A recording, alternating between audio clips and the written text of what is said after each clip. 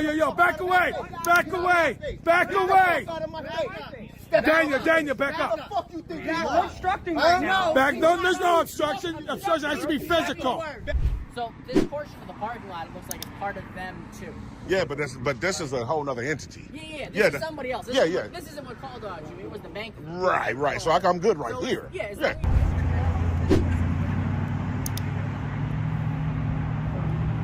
Back up a little bit, bud. Imagine a situation where tension escalates a moment, where the lines between authority and personal rights blur. In this raw, unsettling exchange, we witness the struggles of someone trying to navigate the complexities of being misunderstood, fearing for their life, and dealing with a system that doesn't seem to listen. It's a clash of emotions, a whirlwind of confusion, and at the heart of it, a person desperately trying to hold on to their sense of self and safety. What happens when everything around you spirals out of control? Let's dive into this intense encounter. Get off me! Stop! Stop harassing me! Get off me! Get off me! Stop harassing me! Stop harassing me! Put your hands behind you.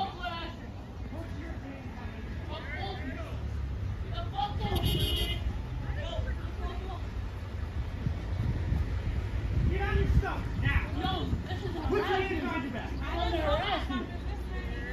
I want my phone back in my pocket! Stop pulling my pants! Stop pulling my fucking pants!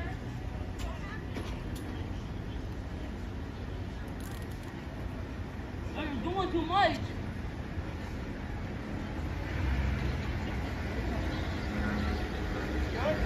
No, I'm not! Don't be harassing me! Why are you fighting? Why are you harassing me? I ain't doing shit. You're getting my business shit. I'm hearing that from okay. I'm trying to tell you, let me drop it. You over here swinging me around. I'm trying to tell you, let me drop it. I told you you were detained. And I was trying to tell you I was gonna drop it. I was trying to drop it for you, but you keep over here swinging me around and shit. Like the fuck? Get your supervisor out here right now. I don't care. Get your fucking supervisor out here right now. Right fucking now. Get your supervisor. No, fuck no. Fuck no. Fuck no. No, bitch, no. Right now you're under arrest, okay? For what? For larceny. How? I didn't do shit. I didn't even do shit. Can I get a card in front of that? Yo, what the fuck? Get the fuck off me. Y'all dead out here about my lawyer too. I don't know where the knife went. It's over there. On the fucking ground by the fucking plant. Like I put it. You like, you over here swinging me around. I'm trying to tell you I got a knife in my hand so you don't get hurt. And you over here swinging me around. I'm trying to tell you, let me drop the knife, but you over here swinging me around for no fucking reason. I had no part in what they was fucking doing. There's 3 other juvenile females involved. I don't know where they're at. I'm not telling you where they at either. I know where they at. Hey, dude, you don't have to tell me anything. Don't Okay? get off. I'm Let not me stand asking you up. any questions. Let me stand up. No, for my safety, I need you to stay on the ground until my partner can get here, okay? Let me You already stand fought up. with me once, okay? It's over. Yeah, because you're over here fucking harassing me. I'm not even doing anything. I put the shit down like you told me to. I explained to you that you were detained, okay? And I stopped, didn't I? No, I'm you didn't. Yes, I did. I'm trying to tell you. I told you to put your hands behind your back. And I was trying to tell you I had a knife in my fucking hand. All right, You wasn't listening to me. But you wasn't listening to me. I was trying to tell you that way before. But you wasn't even listening to me. You trying over here arguing with me. I'm trying to tell you way before that I had a fucking knife in my hand, but you over here arguing with me and shit.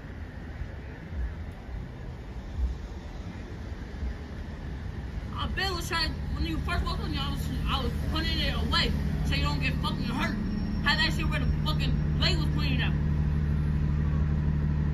If it wasn't for me, you would have got fucking hurt. You would have got stabbed if I didn't switch the fucking blade around. Stop recording! You don't need to be recording. They can record. I can record. First Amendment right. Yeah.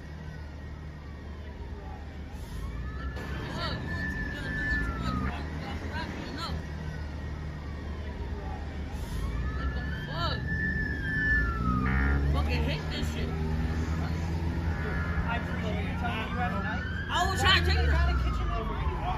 But I gotta protect myself. I'm one of the most hated people know me. I will die if I don't have that shit on me. That's what you don't understand. I could die out here.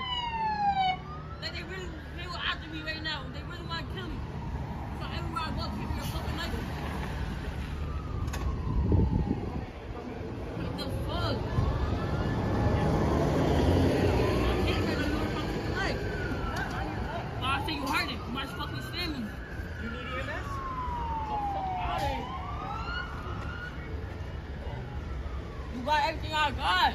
I'm not gonna take your word for that. Sorry. I at least want my phone. That's the only thing. My phone in my house. I want those two things on me. I want those shit on me. He had a knife. Yeah, I know.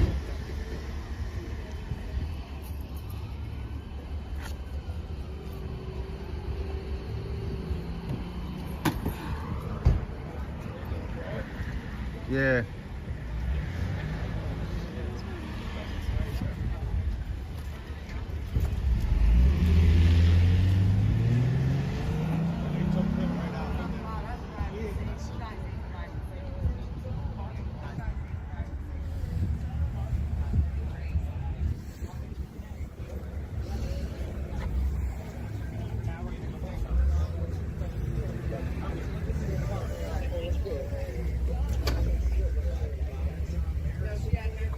Card number 11. Yeah, I'll stare at you as long as you stand there and talk. Wait, someone with the knife and try to keep me to say you, right?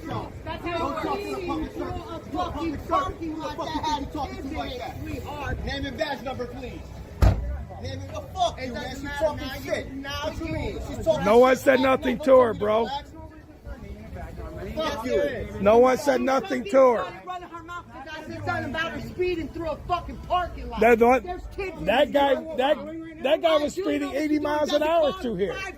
The other cop, Wait, he's already got him detained. So next time we'll the other cop was going 60 miles an hour through here. Handcuffed. What the fuck you mean? Yo, back away, back away, back away. Daniel, back up. Fuck you think You're obstructing right now. Back, no, there's no obstruction. Obstruction has to be physical.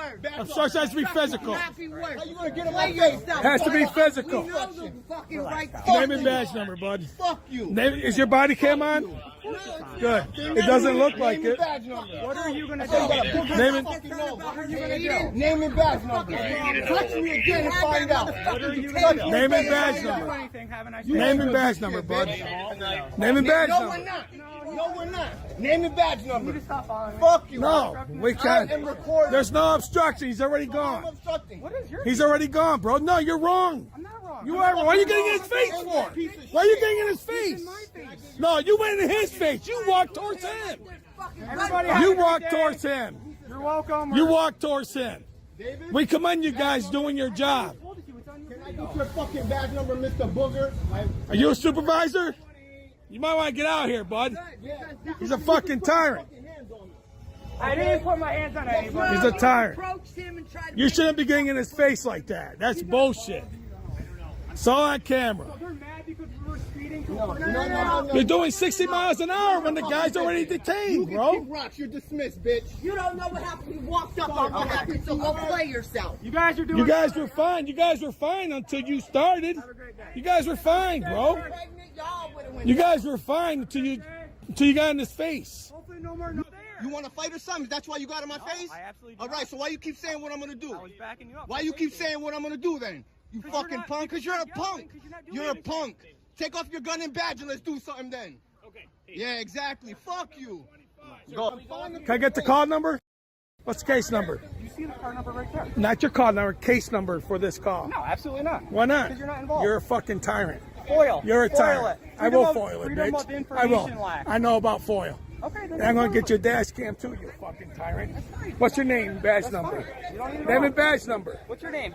You're a public servant. What's your name? Give me your ID. Name and badge number. Name and badge number. Have a nice day, sir. Name and badge number, little bitch. nice, sir. Oh, I'm doing a complaint I'm a on little you. bitch? Doing a complaint on you. Okay. Yeah, yo, you can't take public I humiliation. absolutely can. Looks I'm like you not humiliated can. at all. You're the one Looks who looks like like a. name and badge number. You're not involved in this case. It doesn't matter. Name and badge number. First Amendment rights, bro. First Amendment rights. Name and badge number, tyrant. Name and badge number. You're a public servant. When you're asked to identify, identify. Ask me nicely. Name and badge number. Ask me nicely. Name and badge Say number. please. No, please. Have a nice day. Say some sugar, bitch. Little bitch. As we reflect on this powerful and unsettling encounter, it's crucial to consider how important it is to stay calm in the face of conflict. In moments of fear, frustration, and tension, we often forget that clear communication and understanding can be the key to resolving such volatile situations. The lesson here isn't just about what happened, but about how we can approach similar moments with empathy, patience, and awareness. It's not just about self-preservation. It's about ensuring that we can stand firm in our rights without escalating the situation further. With reflections on our rights and how we face authority, this man's journey in Ottawa, Illinois, continues to raise larger questions about the limits of public recording and whether the lessons from the previous encounter can be applied to the challenges that lie ahead. In a world where rights and freedoms are sometimes questioned, one man steps out to test the boundaries of what we're allowed to do in public. Armed with a camera and a commitment to the First Amendment, he sets foot in Ottawa, Illinois to challenge the notion of whether our rights are respected in the face of authority. Little did he know what seemed like a simple day of filming would quickly spiral into an unexpected confrontation. What happens when your right to record becomes the subject of scrutiny? Let's take a deeper look at this unfolding situation. What's going on, man? What you doing? Just hanging out. Hanging out? Yeah. What's the problem? They said you were in the bank earlier videoing inside the bank across the street here.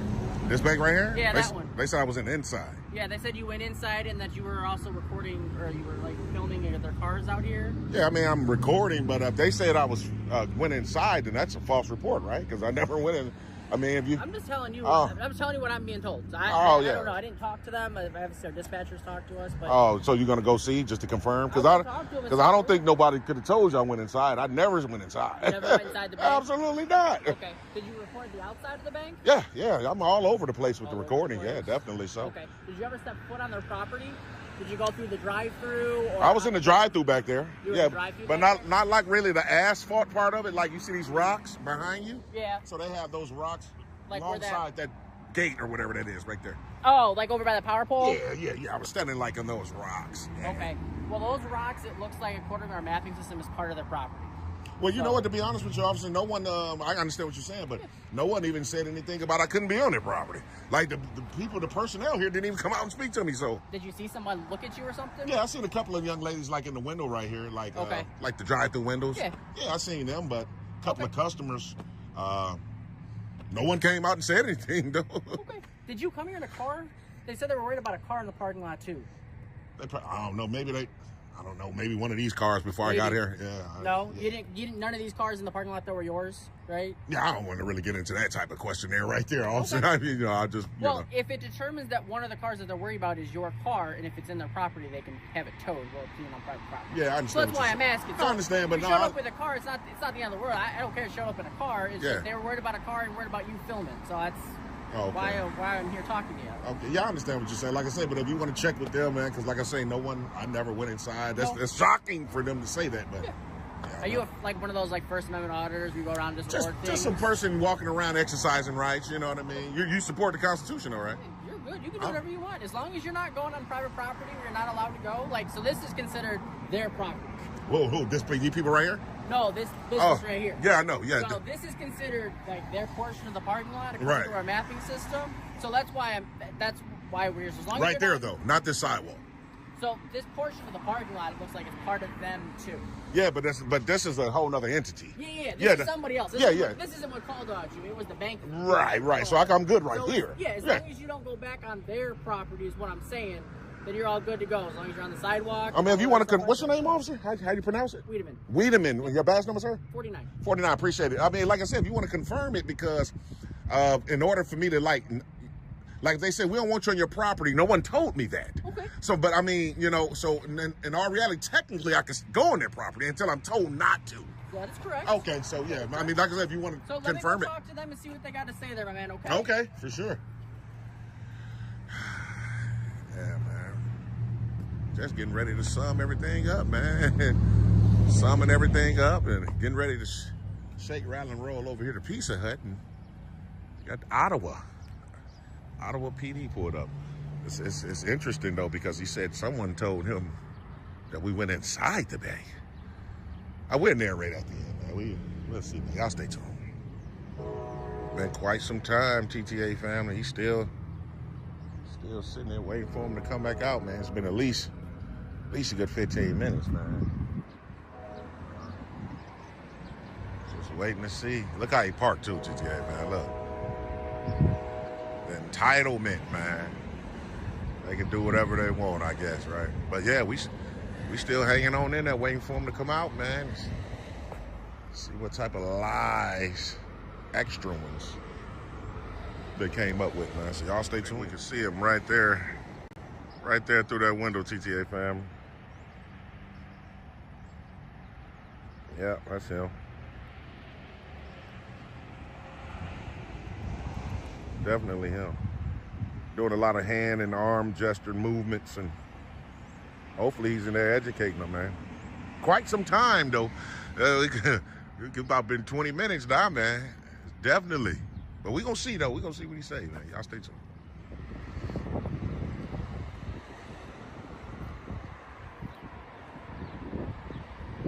See what he got to say, TTA family. See what he has to say. All right, my man. So I talked to them. So there must have been some sort of a miscommunication where what I was told was not actually happening. So you're right. They said you never went in there. It's unfortunate. But they did say you were standing over by the rocks, which I know you told me you were standing over by the rocks. So they say that their property is this parking lot, along with everything on the alley that's back there. Okay. Obviously, that includes the sidewalk and the drive-ups and everything else like that that's there too. Anything on the sidewalk that's to the south with that grass would be considered their property. Over here, over here on this sidewalk. Yep, that would be considered their property because you're going back on their side. If you go to the other side where that pole is, that's like the right of way. So like people are allowed. So this sidewalk is not their property. No, that's public property. Huh? That's this sidewalk? The sidewalk is in front here. Yeah. Yeah. Are we talking about the same one, officer? I don't think that we are. Which one are you talking about? Let me go see. Yeah, because I don't think. Let me see. Because okay, so obviously they saying these bushes and rocks and things. Yep. Okay, cool. I probably can go for that with the flagpole and everything right there. But this sidewalk, this ain't their property. No, this is public property. Oh, okay. I thought you were saying this was. What I'm saying is, you see the parking sign there? Parking. Okay, I see the parking sign. Anything on that south side of that sidewalk towards that parking sign where the light poles are and the bushes. Right. Of course, but not the sidewalk itself. Yep, not the sidewalk itself, and then obviously not anything to your right here. All that's like they're called the right of way, so it's the berm, so people can go there. Public easement. It's like it's the people that they have the utility companies that come out. They're able to kind of go through and do the utility stuff. Right. But we can stand here though. Yeah. Oh, right, for sure. Yeah. So that's what I'm saying. So they did admit that I didn't go in because I'm about to say that's like a false report, man. Well, I was telling them, so I get information from somebody else. Dispatch. And there's 3 of them that tell me the information. So if one person gets one piece and another person gets another piece, I don't get the full story. Right. So sometimes it's misconstrued the way that it comes out. Right. So that's why I said I will talk to them. But they, just like you said, that you never went in there. Right. No, their main concern was just me filming.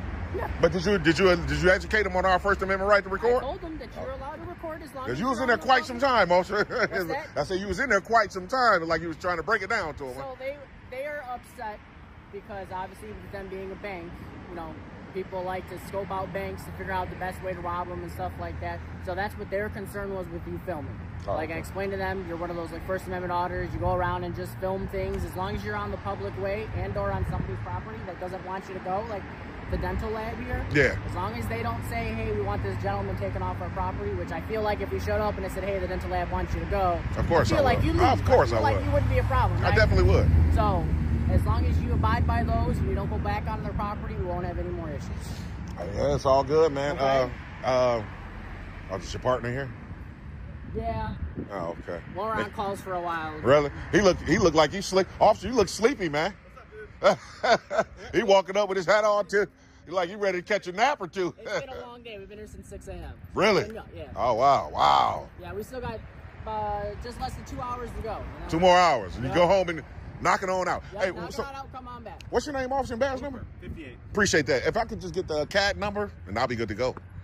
You'll have to FOIA that. I don't have it with me. Really? You can't get it from dispatch? Because the cops always do. You want a copy of it? Not the copy, just the numbers, just the CAD numbers. Yeah, if you could just jot it down. Yeah. I'm gonna yell it to you. Can you remember? Are you recording? Can you write it? I'll yell it right to your phone, not yell it. Right. You for go sure. back and listen to it. Yeah, I will. 2-5. All right, officers, man. Yeah, so be good to go. I gotta ask. Can I get your IDs since I know who I'm talking to? Nah, man. I give you. You know what? My name's James. You've been cool. James? Yeah, Okay, you've been cool, man. It's all good. I know you guys got to do it. I don't understand though. That ID to y'all is like for lack of a better term, it's like crack cocaine, man. Y'all like addicted to that ID, man. But you're all set, James, okay? All right. Stay off the property, all right? All right, man, for sure. Have a good one. Yep.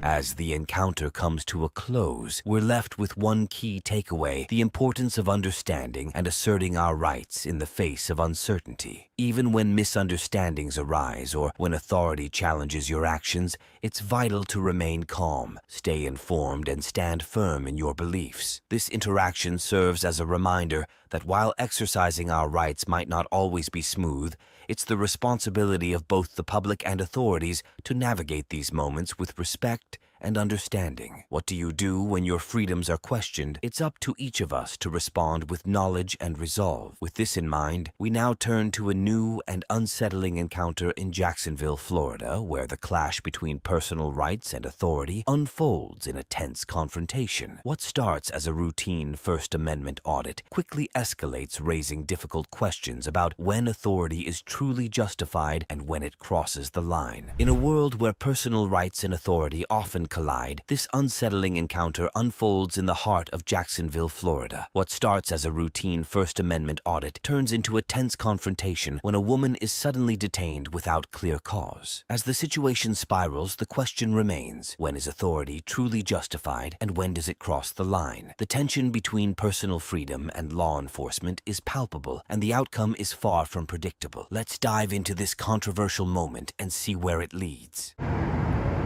What's going on, guys? Auditing America. We're in Jacksonville, Florida. We're doing a First Amendment audit. Shout outs to Oath Reaper. He's out here with us today. See if they respect our rights. I ain't telling you again, man. I'm not telling you again. Back up. Yeah, please do. This is backing up. Stop backing up.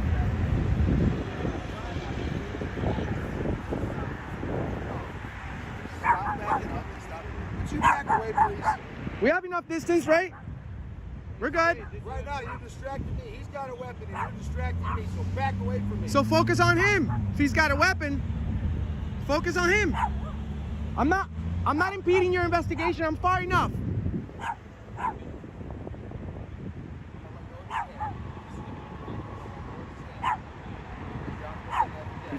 This guy's got a puppy in his bag. Yeah, let's just make it easy. Let's just make it easy. When you're done, you're done, take it back off.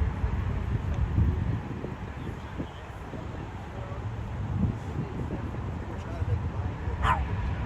That's how you do it.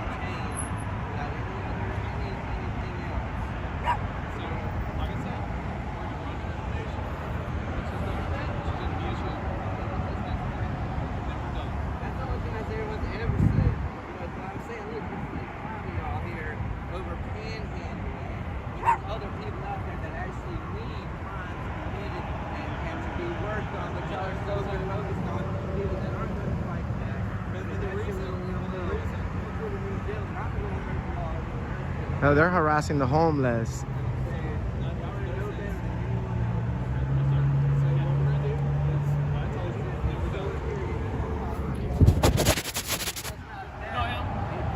I don't answer questions.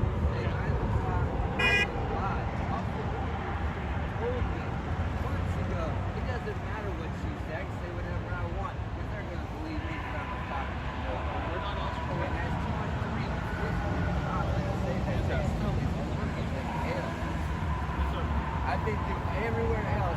Like I say, look, I mean, they're all acting like somebody done murdered somebody. Back up, man. And we're out here just trying. You can record all you want to, just back up. He's got freedom of, he has the freedom of that. He doesn't have the freedom to interfere with this investigation. I'm not interfering.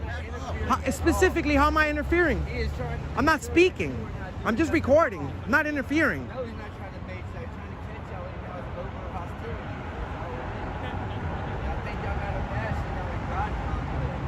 That's what it comes down to. Y'all have a God complex. It's ridiculous. This guy just accused me of a crime. Dog. Hey, it wasn't you. Hey, it wasn't you, but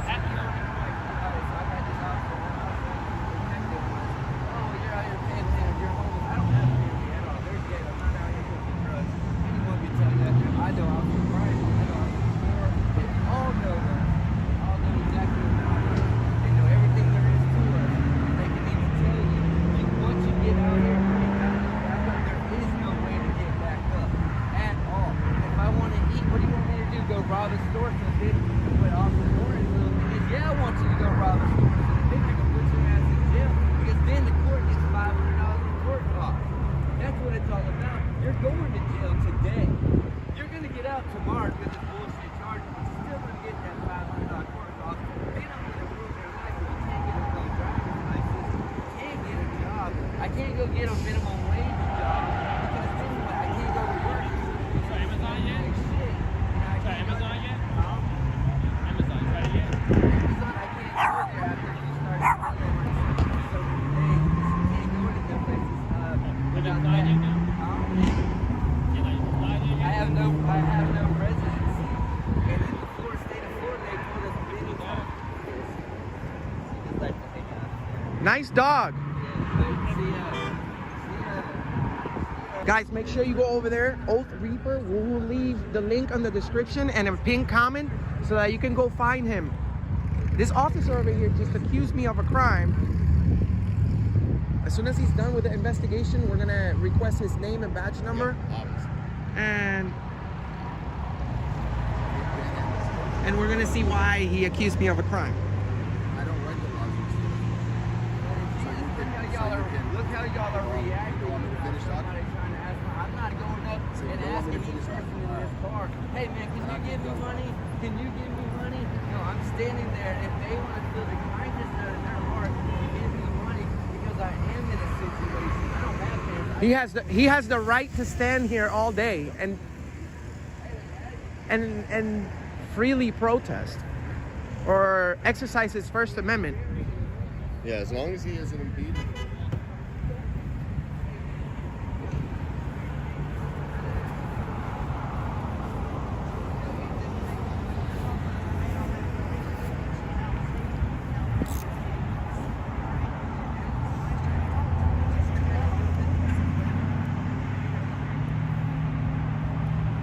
Back up a little bit, bud.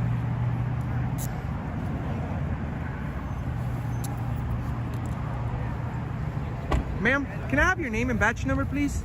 It's Officer R.L. Borchardt, B-O-R-C-H-A-R-D-T, 77812. Very professional, very professional. And you, sir? Can I have your name and badge number? It's Kinder, K-I-N-D-E-R, 68972. Thank you very much.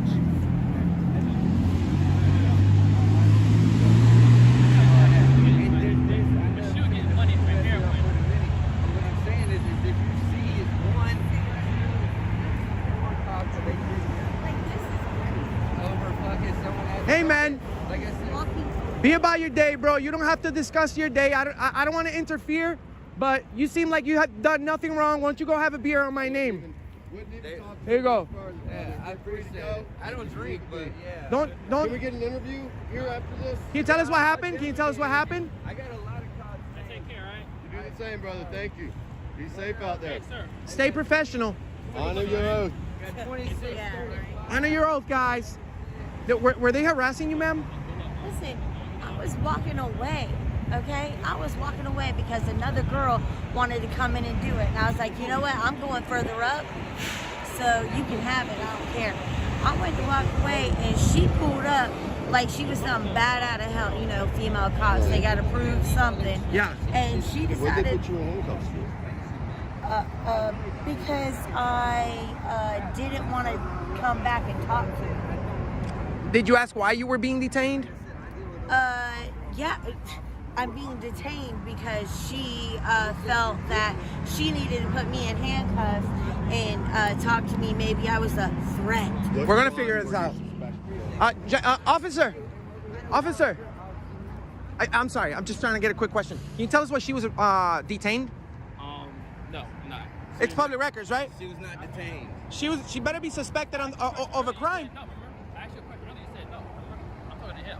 Now I'm talking to you, public servant. You guys are tyrants. You had no reason to arrest that woman. You had no. She was handcuffed. Let me handcuff you. Let's handcuff you. Let's tie you up. Let's tie you up. Hey, get his car now. You did nothing wrong. They just, what? You guys? They say you guys are panhandling or something? They didn't even see. They didn't even see a sign. Anything. They didn't give see them a a sign. fine. Nothing. They didn't see They a were doing sign. it was straight They harassment. saw me talking to another girl. Straight harassment. Did they demand ID from both of you? No. They never got your ID? Oh, they violated your rights, my friend. You were illegally detained because you've done nothing wrong. Standing right over there, and he just seen me walking away, and he pulled up on me. And he said, it doesn't. I said, what do you say? He said, I said, you were panhandling. He said, no. I said, I was not. I was over there. What do you mean? I was over there. He's like, well, it doesn't matter what you say. It's what I say. I'm the cops. Yes. You're still going to jail tonight, and you're still going to have $300 court costs. As this tense moment finally comes to an end, we're reminded of the vital importance of understanding our rights and the responsibilities that come with exercising them. The lines between lawful authority and personal freedoms can sometimes blur, leading to confusion and even conflict. But the real lesson here is that knowledge is power. Knowing your rights can protect you when the unexpected happens. It's a reminder that we must remain vigilant and assertive, ensuring that no one's rights are trampled upon regardless of the circumstances.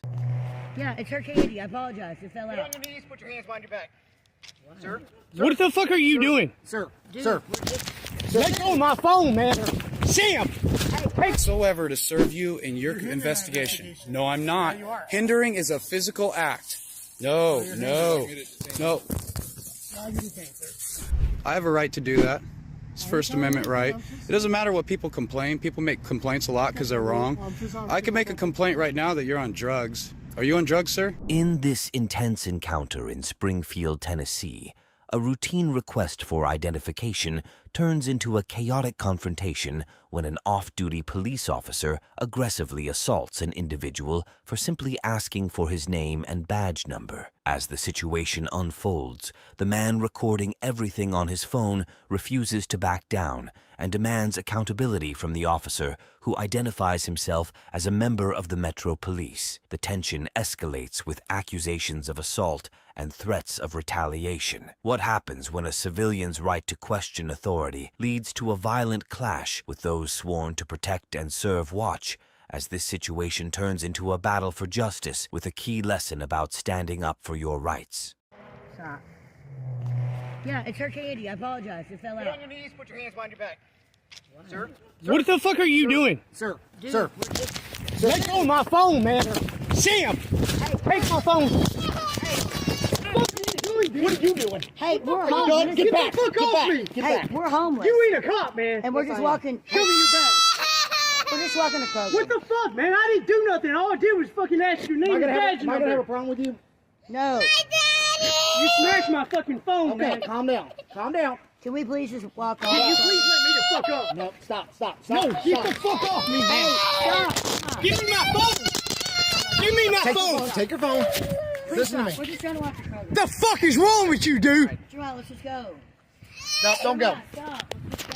Stop. Look, we're just trying to walk. I'm not being detained by you. Doesn't get hit. Yes, we're just trying to walk to Kroger. Get out of the road so your kid doesn't get hit. We're just trying to walk to Kroger. Guys, please. We're just trying Fuck to you. You assaulted me, dude, and it's on video. Shower. Stop. No. We tried that. Okay. Call the cops. They're not going to do nothing. Because I didn't do nothing wrong. You assaulted me. I need an officer at 400. Yes, I was assaulted. You get the buggy. Okay. I don't want your dad to go to jail either, so stop. Get in the buggy. Come on. It's okay. It's okay. See what you're doing to my daughter, dude? You fucking tyrant piece of shit. We're just trying to let you come. He's being very disruptive. Oh, because he just attacked me. Come here. I have it on video. Stay out of it. Jeremiah, stop. Jeremiah, just stop. It's not worth it. Let's just go. My name's William. Oh my God. William is his name. Thoroughgood. I'm just trying to watch the girl. Get the fuck away from me. Stay away from me. I would just like to watch the program. No, we're leaving. No, you're not going You're anywhere. not a cop to detain me. Wait for the police officers. You are not a cop. Hey, he's trying to kidnap me. Help! Yeah, Help! He's trying to say I'm trying to kidnap him now. He's trying to hold me against my will.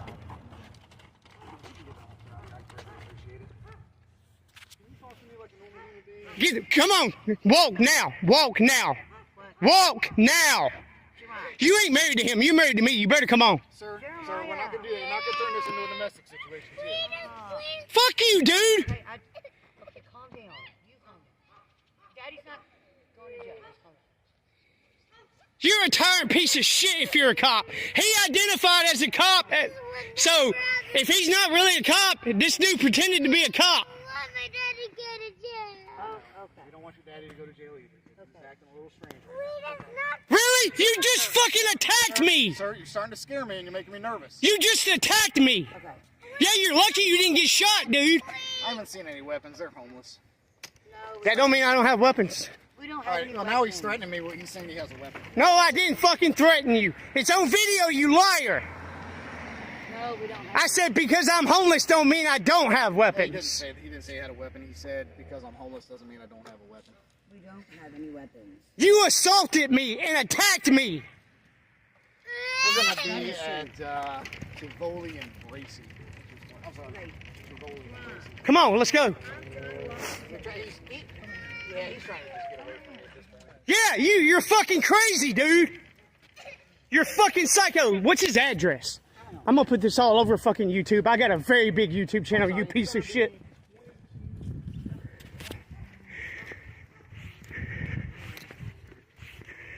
Let's get his plate numbers on his truck.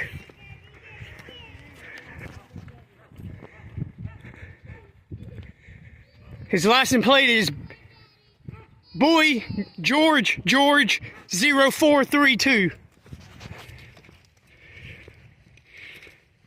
You're going to jail, dude. Yeah. Jeremiah Payne is my fucking name. Tell them. They know who I am. And they know what I do. You're going to jail, bitch. Yeah, white male. My name's Jeremiah Payne. Birthday 5378. Anything else you want to know, piece of shit? The cops are coming from out of town. You know that. Yeah, they're coming. I'm gonna stay because he's going to jail. I have it on video. He assaulted me and identified as a cop. Okay, don't do it. That's not nice. No. Sam, get back. Walk away from him. He's fucking crazy. Someone put a hand on me. I don't know. I'm just saying. Really? Does he have any weapons on him? It's none of your business. Yeah, it's not. You be quiet. And you're not helping. Jeremiah, stop. No. That's none of his fucking business. Okay, to answer the question, no, and yes it is. You got any weapons on you?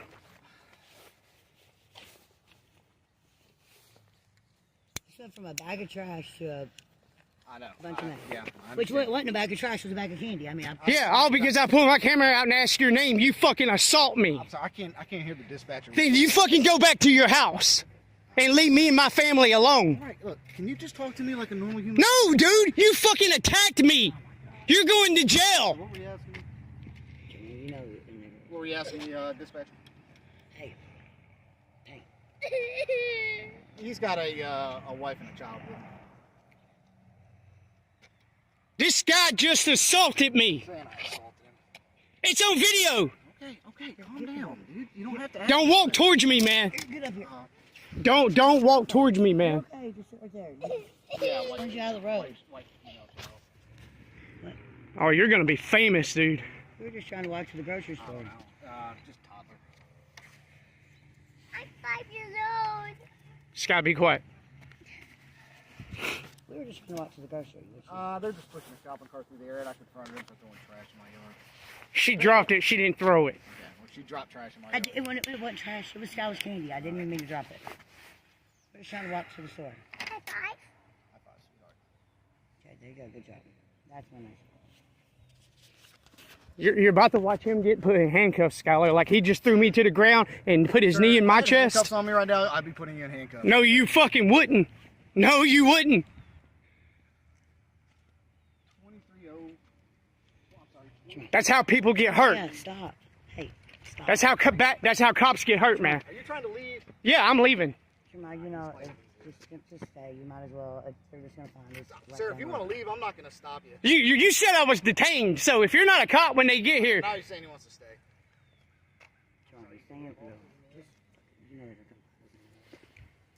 Oh, I'm not gonna run from him. I didn't do nothing wrong. He did. Sir, I'm not detaining you. If you want to go, you can. Oh, no. I'm gonna stay and talk to him and show him the video of you attacking me. Oh. Whether you're a fucking cop or not, you don't have qualified immunity, you piece of shit. I don't know if he's a cop. And if you are a cop, you're not gonna be very much longer. And I've never seen you as a cop in this town. I know every cop in this town. You ain't a cop, and you damn sure ain't a detective. Every cop in this town knows me. You're about to find out. Unfortunately. I mean, no, they unfortunately know all that's because they know where I'm at. Police! Police! No, they know me because I'm a First and Second Amendment auditor. No, he's claiming he was. I'm shouting for the police. Huh? I'm shouting for the police. Let's get out of the road. Let's get over. Call the police from your phone, Sam. I don't need to call the police if he's talking to the police. How many people need to talk to the police? That's stupid. Sorry, but I ain't claiming it. They'll see the video. I'm just saying, if he's on the phone with them, why do I need to call him? Where do you all live? It's none of your business. At the Dude, shut up. It's none of his business where we live. Why? Why? So you can fucking come in the middle of the night and do something crazy? Jeremiah, just take a breath with me. Why? So you can come in the middle of the night and do something crazy to my family? No, I'm not gonna come in. You just can't. You just attacked me and you don't even. Jeremiah, let's be reasonable.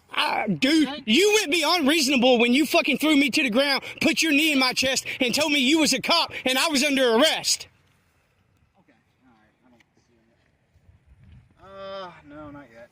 Daddy, give Yeah, him see a it. high five. Right, thank you. I gave him a high five. All right, thanks. Bye-bye. Daddy, I gave him high five. Yeah, I don't know if he's a cop or not. Hey, I'm going to jail. I'm not going to jail, dude. I didn't do anything wrong.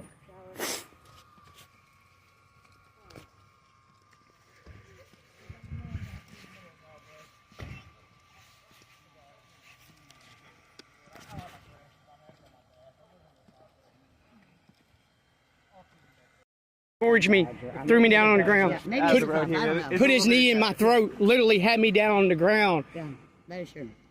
All because I asked for his name and badge number. Danny Penn said he was going to have him arrested and taken to jail, and I'm like... So I want to press charges on him. I have it on video. Really Would you like to see it? And I don't think you can... Yes, sir. I don't know if you can really arrest him. You should put your hands on Just him. because he's a cop, he don't have qualified immunity. Keep your hands to yourself. Mull over. Grab our stuff. Scott, send him, Daddy. No. Daddy, And you should let him know who I am. Daddy. He's about to be Hey, famous. Hey, you stand here. Can you watch her for a second? Yeah, stand right here, baby. Let me get that.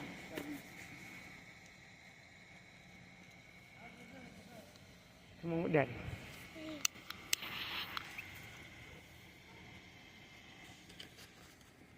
You're wearing white. Come on, get up. Yeah. You're wearing white. I know, baby. I know. Could you breathe? Could you breathe?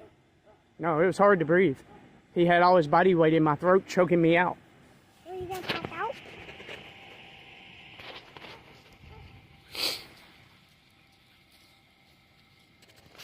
That using my thing I can do?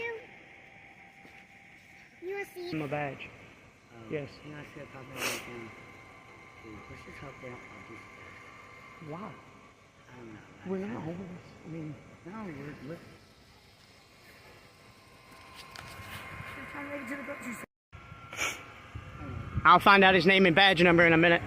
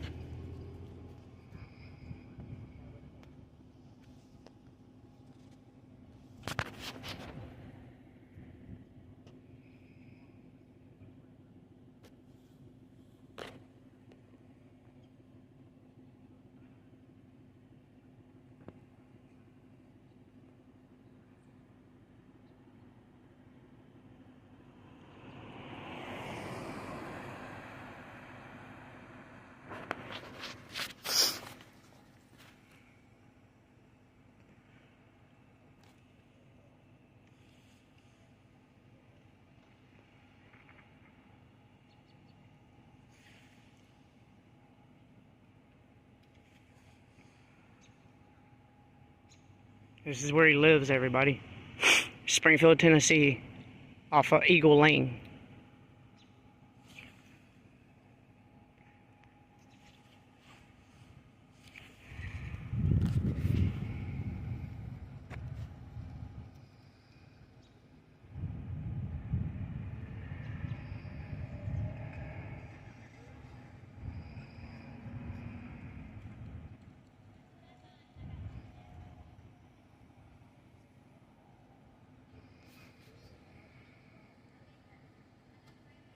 I know he said his name was William. That's what he told dispatch.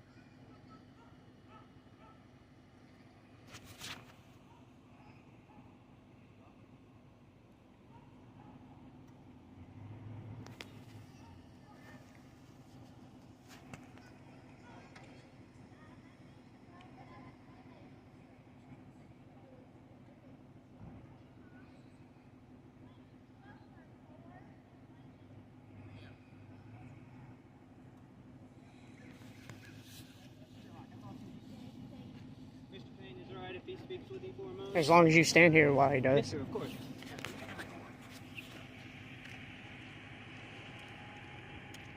Is your body cam going? Yes, sir. Okay. Jeremiah.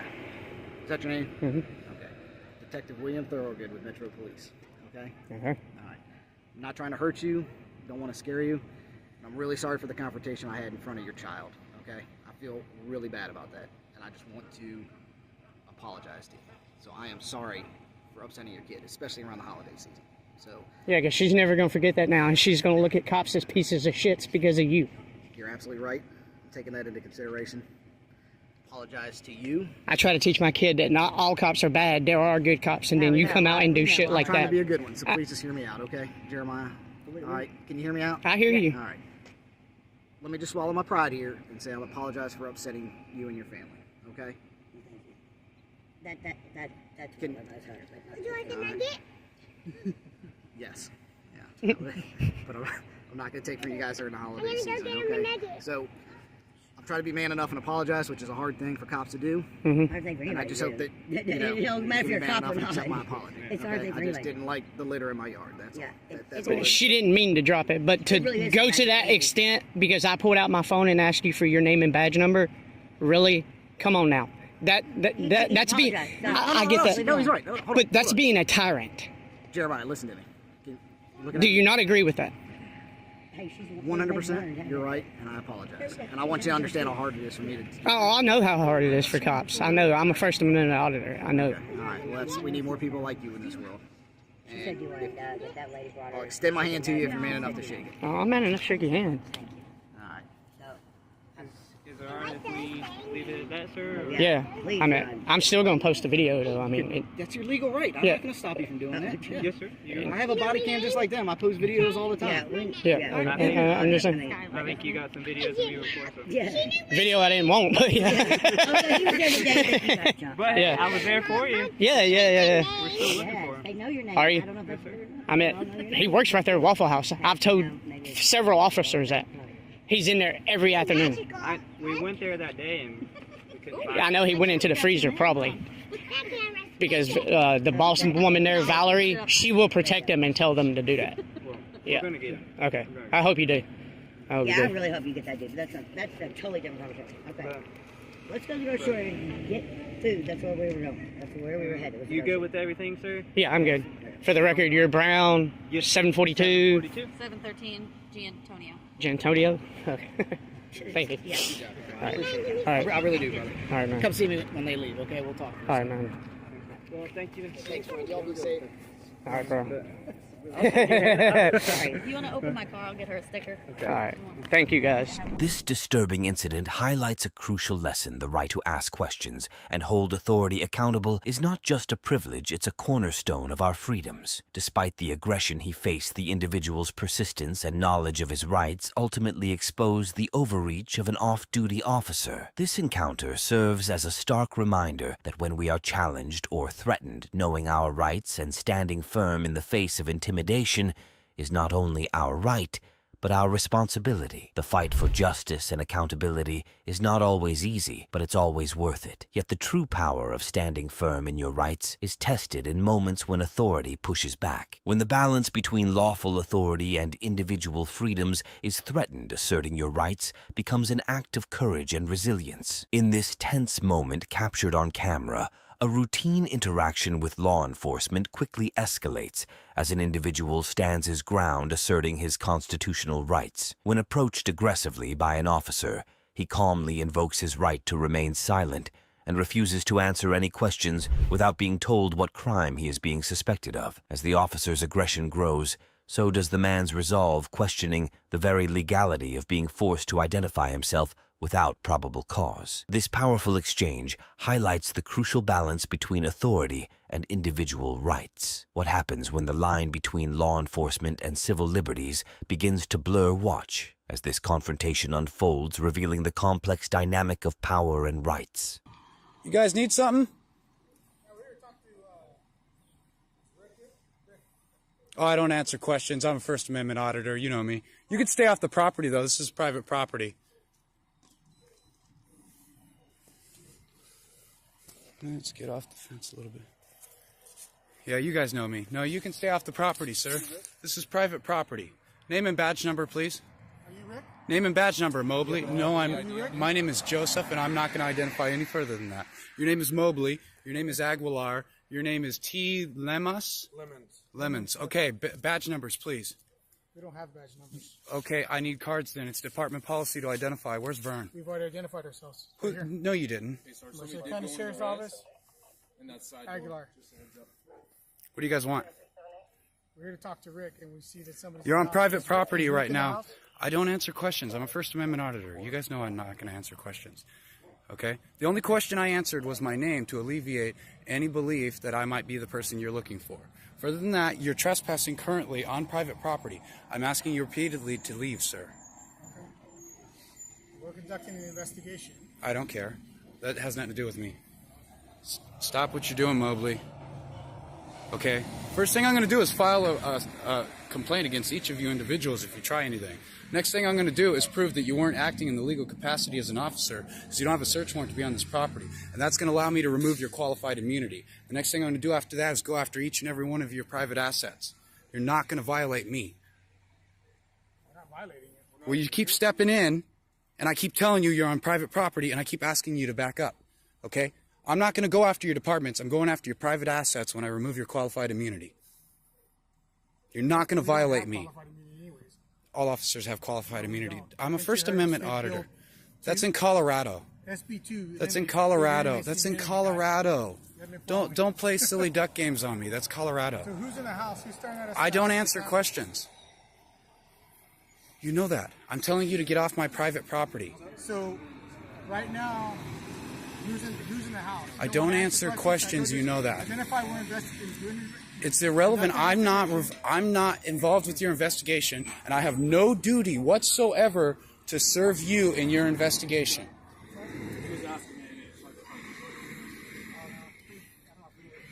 I have no duty whatsoever to serve you in your investigation. No, I'm not. Hindering is a physical act. No. Keep eyes on that window. I got it.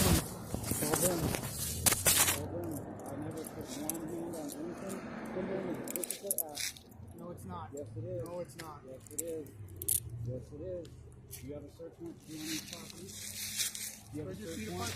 I do not consent to a search of my person. I do not consent to a search of my person. I do not consent. Excuse me? What do you mean what's going on, first of all?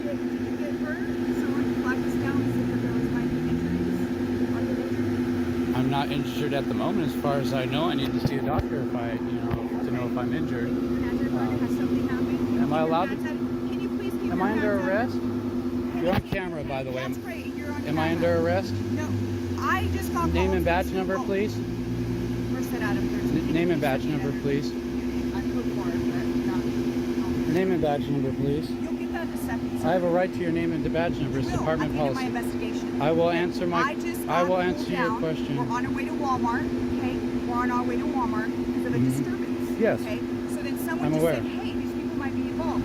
So I don't know what's going on. I wanted to make sure you're safe. I'm Okay? safe. Okay, Name and badge number, please. I'll give that to you. Name and badge number, 1190 West please. Hollywood. Hollywood. Name and badge number, please, ma'am. You'll get that in a moment. I have a right to it. Okay. It's department policy to Yeah, identify. and I'm not done with my investigation, sir. It doesn't mean you don't have to identify. Yeah, how about you identify you? I'm Officer Rios, 198. I have a First Amendment right to be filming. I have a Fourth Amendment right to be secure in my papers and not to identify So to you don't you. want to give me your information then? Not unless you suspect me of committing a crime, in which case I would like to know what is your. I've given you. I'm 198. What is your? Officer Rios. Thank you. I explained to you. Okay. You got a call What to is? Walmart. But what of gives a- you of a reasonable, disturbance. articulable suspicion of a? Can you please keep your hands out of your pocket, Am I sir? detained, ma'am? Keep your hands out Am of I your pocket, detained? sir. Am I detained? Yes, actually you are. Okay. Can I ask what crime you suspect me of I'm not committing? going to get in this battle Is a with you, sir. disturbance a Do you need suspicion? any help? Do you need any help? No, I Have you don't. been injured? No, I don't Did you need your just help. leave, Walmart. I don't need to answer your questions. I'm asking you a simple question. Is a disturbance a felony or misdemeanor? Depends on what kind, sir. Can you answer my question? Can you answer my question? Yeah, actually it can be. There's varying states. Okay, tell me what state would be a felony. There's felony and there's misdemeanor. Tell me what state would be felony. We just got a call of a potential incident over there. And was it felony or someone- misdemeanor?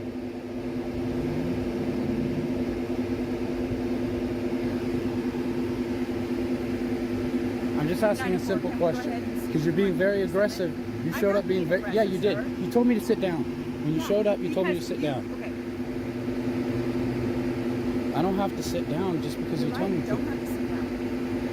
You showed up and just told me to sit down. That's what you said. Name and badge number, sir. Name and badge number, please. My name is Officer Hernandez. My badge number is 294. Is there anything else I gotta be out with? Thank you very much, sir. Are you the individual that Walmart called about? Is there first of Walmart called you? First of all, No, they flagged me down and said they were leaving Walmart and whatever altercation had occurred there. So when I asked them, I needed to make sure. you told me to sit down first, lady. You're right, and it's officer, sir. Okay. It's also lady. And then I asked you to keep your hands out of your pocket. Okay. Do I not have a right to put them in my pocket? Actually, no. Not when we are coming from a call of a potential violent act, sir. Of a potential violent act, that means because you pulled up to me, you have a right to tell me to I can't put my hands in my pocket, and I have to sit down on the ground.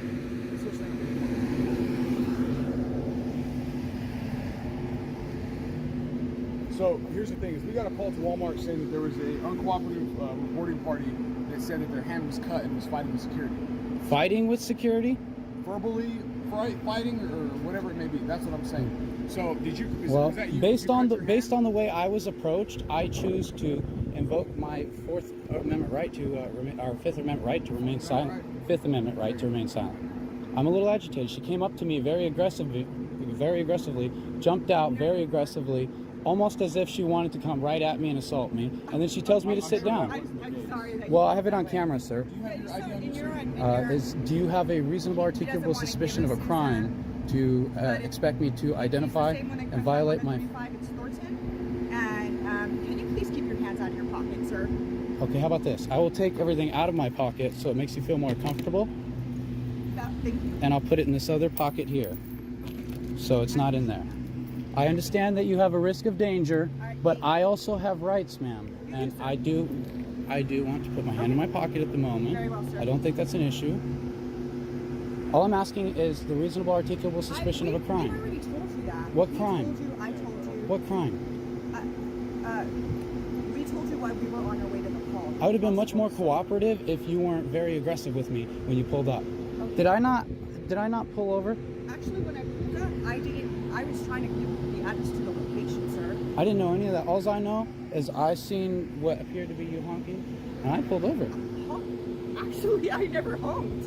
Well, I didn't know who honked. I just pulled over because I heard honking. Yeah. Yes, someone honked. I have it on. Oh, I know what it was. It was the people who honked at me.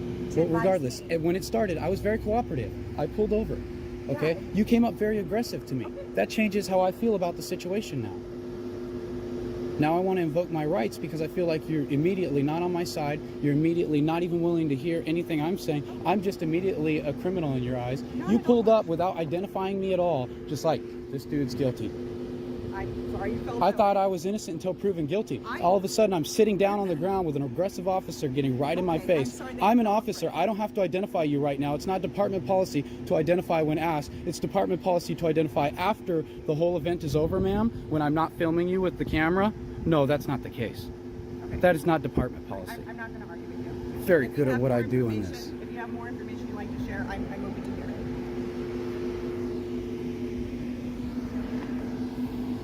Absolutely not respectful whatsoever of a person's constitutional rights.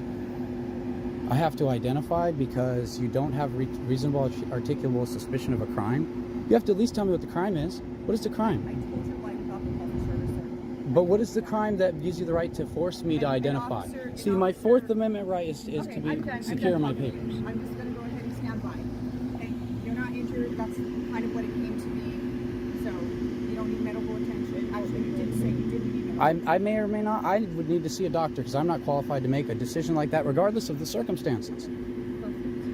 I'm not a doctor. All I know is I'm being aggressively spoken to, like, right off the bat without you knowing anything. You just came right at me. I'm sorry you felt that way. Sir? I'm wondering where this is. It's coming close to 7 minutes and 29 seconds, and 15 minutes is the maximum amount of time you can detain someone in even a traffic stop without reasonable articulable suspicion of a crime where it's beyond violating my constitutional rights, ma'am. Did anything happen involving you when you were injured at Walmart at all? I really don't want to answer questions to you at all now because you made me feel...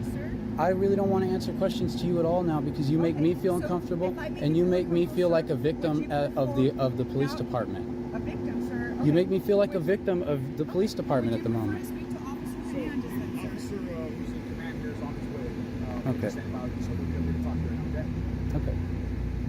This interaction is a critical reminder of the importance of knowing and asserting your rights, especially when faced with overreach from law enforcement. While the officer insisted on his authority, the individual stood firm, questioning the officer's actions and demanding clarity on what crime he was suspected of. The lesson here is clear: when your rights are being tested, it's essential to stay calm, be respectful, and invoke the protections that are guaranteed by the Constitution. This incident shows how important it is to understand when and why authorities can and cannot make demands of you. Know your rights, stay vigilant, and stand up for justice. Yet standing firm in the face of authority often takes more than just knowing your rights. It requires the courage to challenge actions that are unlawful. In Merced, California, tensions rise as a man exercises his First Amendment rights to film in public, facing off against a local sheriff's deputy who appears unwilling to respect those rights. When the officer aggressively questions the photographer, accusing him of suspicious behavior, without any clear cause, the photographer refuses to back down. Armed with knowledge of the law, he challenges the officer's actions, forcing the deputy to confront his own lack of understanding about constitutional rights. Watch as this tense encounter highlights the power of the public to hold law enforcement accountable, one video at a time. Whatever I please in public. Name and badge number, please. I don't got a badge number. You got a name? Espinoza. Thank you. I'm just doing whatever I please in public because it's a public space. Okay, so you're recording people's vehicles? Not people's vehicles, just the public, just the public building, as well as. Okay, that's no problem. But I was just got complaining that you were actually looking into people's vehicles. No, just public property. All right. I have a right to do that. It's First Amendment right. It doesn't matter what people complain. People make complaints a lot because they're wrong. I can make a complaint right now that you're on drugs. Are you on drugs, sir? Are you? Would you mind disarming yourself for my safety? I've got no arms. I feel like I smell, no arms at all. Well, that's not very good for your guys' safety, but I feel like I smell marijuana. Have you been smoking marijuana, sir? Your eyes look glazed over, too. Have you been drinking? Have you? You're on duty, sir. Have you been drinking? Well, I'm not on duty. Well, you know, So if I were doing something, that would be not an issue. You're on duty drinking right now? Is that what you're saying? Are you drunk, sir? you have a nice day. Your eyes look really glazed over. I'm just Look making at that, sure you're guys. not Zoom going in on to, that. You see his eyes, how glazed they are? people's He's on vehicles? some really serious drugs or alcohol. So, that's a complaint I got, sir. Okay, well, that complaint doesn't matter because, like I said, I just complained that you're on drugs and alcohol. All right. And I haven't spoken to a supervisor yet. So, well, Your eyes are really glazed over. You shouldn't be on duty if you're drunk. It's good that you're not carrying a firearm, though, because you're drunk. well, I'm not required Drunk to carry people, one. drunk people should not be carrying firearms. The sun was here and now it's not. Well, it looks like it's gonna rain. I know, and it's not supposed to. Hi there. Hello, how are you? Oh, I was having a great day until this gentleman harassed me because of an illegitimate complaint. Oh, well, sorry about that. Yeah, well, It's always been helpful for me. I'm sure he is, but Merced County Sheriff's Office has unlawfully arrested me twice. The second one was retaliatory over here at the courthouse. And you guys have not been very good to me at all in this county. And I've grown up here. I've been born and raised. I've done a lot of good things for the county, going out of my way just to be right with people. And you guys chose to arrest me unlawfully for PC 148, which would be going physical and resisting an arrest or impeding an arrest. And I did no such thing. You know why your officer did that? Because he was upset with me for filming him, and I got that, proving that it was a retaliatory arrest. Your people here are dirtbags. They're going to learn constitutional rights. Yeah, I'm sorry about that too. I don't know anything about that. I'm just like Joseph Martinez Cop Watch, Cops Arrest Man for Backing Away. It's on YouTube. Please feel free to view that, as well as the Board of Supervisors getting together and having a private meeting in violation of the Brown Act and the Keegley Act. Or, I'm sorry, Bagley Act. They're having private meetings that are not made public. That's illegal. They are not allowed to make decisions behind the public's back. It must be made a public forum. They got together in Darren McDaniel's truck, labeled DB Mac on the license plate, which is also the name of his business as well, with his wife, where he acts as a bartender, which is probably why we have drunken officers here. We have a drunken bartending board of supervisor in Merced County. Yeah, I don't know anything about that. Oh, I'm highly educated. I've been paying attention. Well, and that's. I think that's. I'm the one that caught them getting together on video, having a private meetup against the wishes of the public in Merced County. None of us requested that they get together and make decisions behind our backs in secrecy. And I like that you thought that was funny. You know, obviously we could tell by your glazed over eyes that you've been drinking. You came over here, accused me of it. And then you're laughing about the fact that the Board of Supervisors are making illegitimate, illegal decisions. None of their votes are legitimate if they're meeting in private. No, they don't. They answer to us. They answer to the public. They don't have rights. You lost a lot of your rights when you worked for the public, when you chose this career. For one, you can't refuse to identify. That is department policy. There are a lot of rights that you give up when you choose to work for the public. Officer safety. That is a lie. It does not exist. You give up your safety when you choose to work for the public. You put yourself in danger for the public. Yeah, good thoughts. Don't hide behind her. That's cowardly. Oh, well, I'm on my way out. Oh yeah, you've been very fluffy. You've been very fluffy, and I'm aware I've been Italian. You, on the other hand, you're a coward. Try to hide behind the lady, come and accuse me of stuff because of an illegitimate complaint. Because the Board of Supervisors think they own this town. Would it matter if I were? Would that be unlawful? Because I can view anything in the public with my eyes and record anything in the public with my eyes, right? Do you have an expectation to privacy in public? You don't know that because you don't know our constitutional rights. That's why I didn't waste my time trying to ask you to play the constitutional rights game. Because you sheriffs don't know a damn thing. You get 6 months of training, and then you're told you have the right to rule over life and death with a badge and a gun. Oh, I'm having a great day now. I'm going to go inside and film. It's journalistic purposes. It's not loitering. So you have a nice day.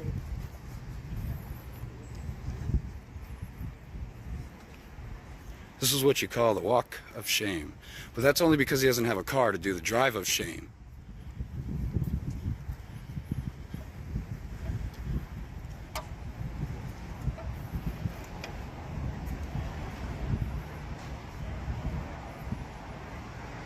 That's right. You be a good boy next time you approach me. You work for the public. I'm going to stand right here for now.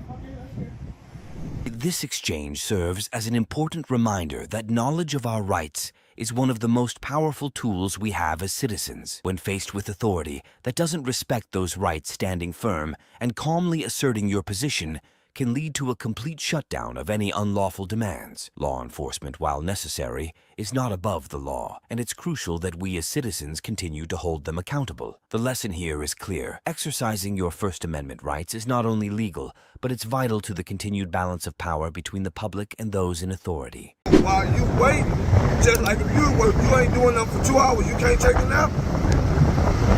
She's a police officer. I was just curious, man. Right now, why you barking at me? Why she not? I ain't talking to you all disrespectfully. You need to chill out a little bit, brother. She worked.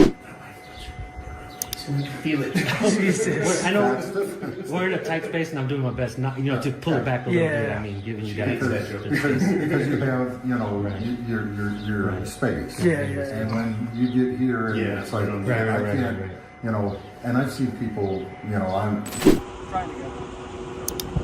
You look pretty young too, man. How long have you been working at your department? I've been with Delta for about 1.5 years, and then I did 1 year in Audit prior to that.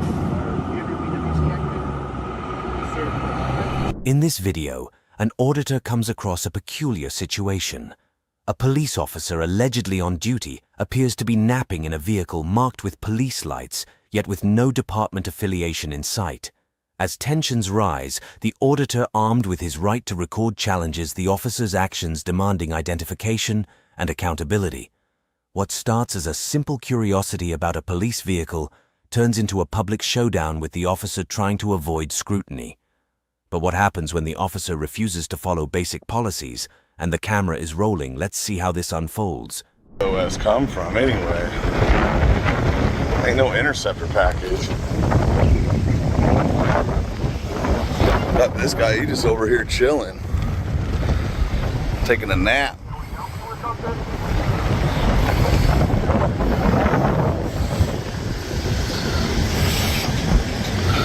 Where's this car even come from?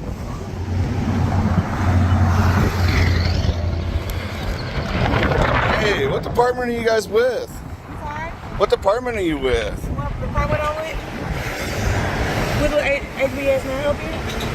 Yeah, why does your car say police on it? What department are you certified with? Are you TCO? I'm a Holiday Lake City. Why are you recording me? I don't know. Because I'm curious why you have a car out here with no designation on it. Because it's my personal vehicle. This is your personal vehicle? Yeah. And your personal vehicle is marked as police? She a reserve police officer. I get that, but your personal vehicle is being marked as police without a designation of city on it. Okay. That just seems awful suspicious to me to be running red and blue lights for a non-emergency. That doesn't matter. They have blue lights when they doing traffic work. They doing traffic. Sleeping? I mean, I don't know that we're running emergency lights for you taking a nap. That seems kind of crazy. I get that, but you ain't working, you're sleeping in your car. That's a very different thing than working. That's taking a nap. Truck get back unload, we start working again until the truck get back. We got a 2-hour break before the truck get here. Okay. So while you wait, just like if you work, you ain't doing nothing for 2 hours, you can't take a nap? She's a police officer. I was just curious, man. Right now, why you barking at me? Why she not? I ain't talking to you all disrespectfully. You need to chill out a little bit, brother. She working for my company. Okay. And so when you came over, I seen you coming out there, and I knew you was coming over here. Yeah, to have a conversation. Every time we do work for Centerpoint, there's always somebody that come, well, we got off the side and we doing this, we doing that. Yeah, I don't understand why this is marked as a police vehicle with a police officer in it doing non-police work. With the lights running. I don't know, I'm just kind of curious. Sleeping. All geared out too. Look at this thing. All geared out. Oh, you gonna do something about it? I'm not violating shit. You are. You gonna get all violent with me? What's your name and badge number? You're harassing me. I'm not harassing you. I'm asking you simple questions. And if you're acting as security, you need to give me your security number. You know that. All day long. You said she's being your security, right? She's being the police officer. Okay, and then if you're a police officer, you need to give me your identification. Go ahead, call them up. That's fine. Call JB, call Galveston. It's all good.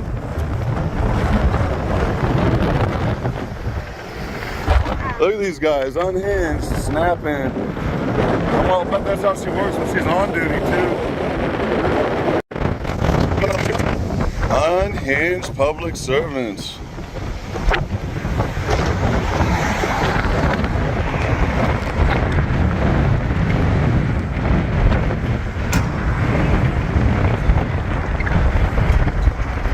Not gonna identify?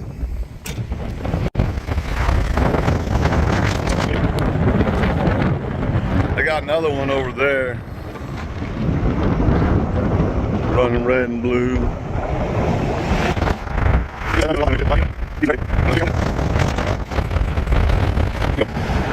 You say you're here in official capacity. Any video you take is now public record. Away from my vehicle, No. please. Thank you. Like, you're harassing me. I'm not harassing you. I'm asking you why you're here. You're in public. 4 times already.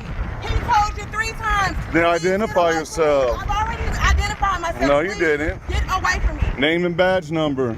Name and badge number. Name and badge number. You said you're here in an official capacity. You need to give me your name and badge number.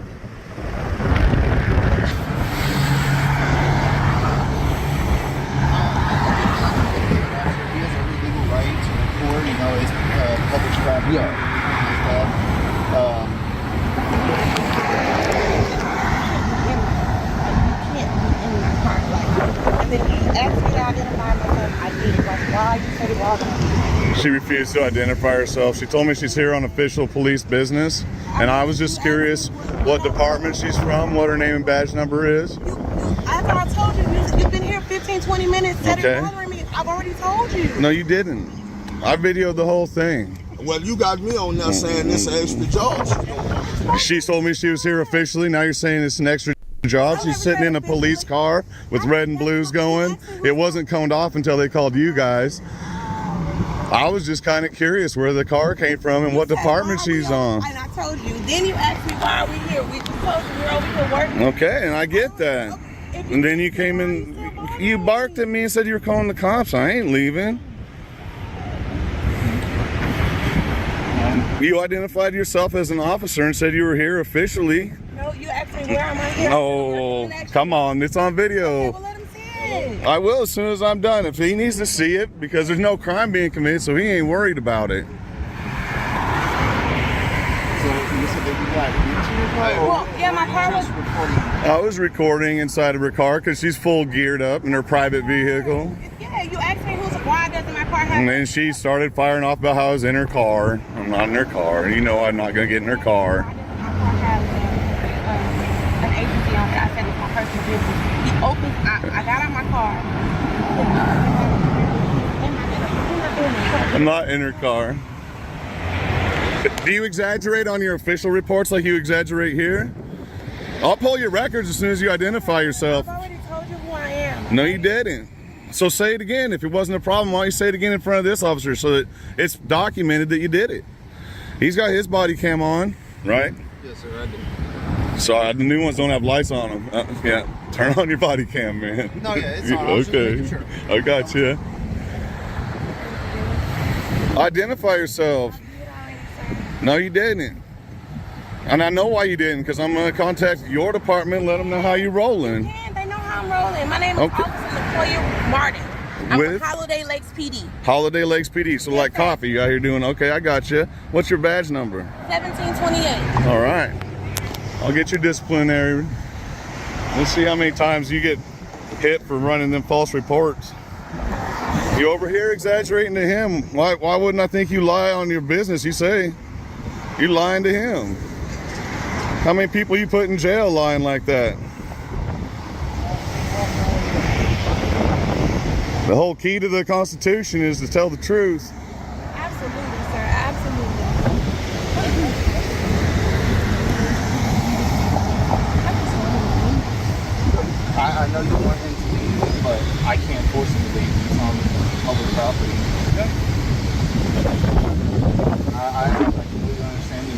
It is aggravating. I haven't committed a crime. I'm out here working, trying to make a living for my family. I get that. You know, I was just asking you a question. I was polite and courteous the entire time. She came out snapping at me, man. You're upholding your first. My First Amendment, definitely. But I'm trying to make sure that things are all right. There's another officer out here too. You just can't bother Okay. me. Is there any questions that you want to ask me? No, I think that I got everything I need from her. We got Surfside out here. Hey. Yeah, he works for Surfside. That's cool. Were you wanting any questions on like her vehicle or anything like that? No, I got most of what I need. I didn't really need much. I was just going to see what was going on. Then she come all fired out. I'm an officer. I'm here on official business. You need to get away from me doing her thing. Okay. So, you know, she created a whole bunch of drama. In my opinion, that's a disturbance, you know. She created a public disturbance there. She's talking about how she didn't commit a crime. Not that I'm all worried about it, but if I talked to an officer the way she talked to me, I'd be in handcuffs. If I tried to run into somebody on the highway the way she's doing, no blinker, no nothing, scooting across. I guess she's got her official emergency lights on though, because she's on official business, right? Running around with that police car with no designations on it at all.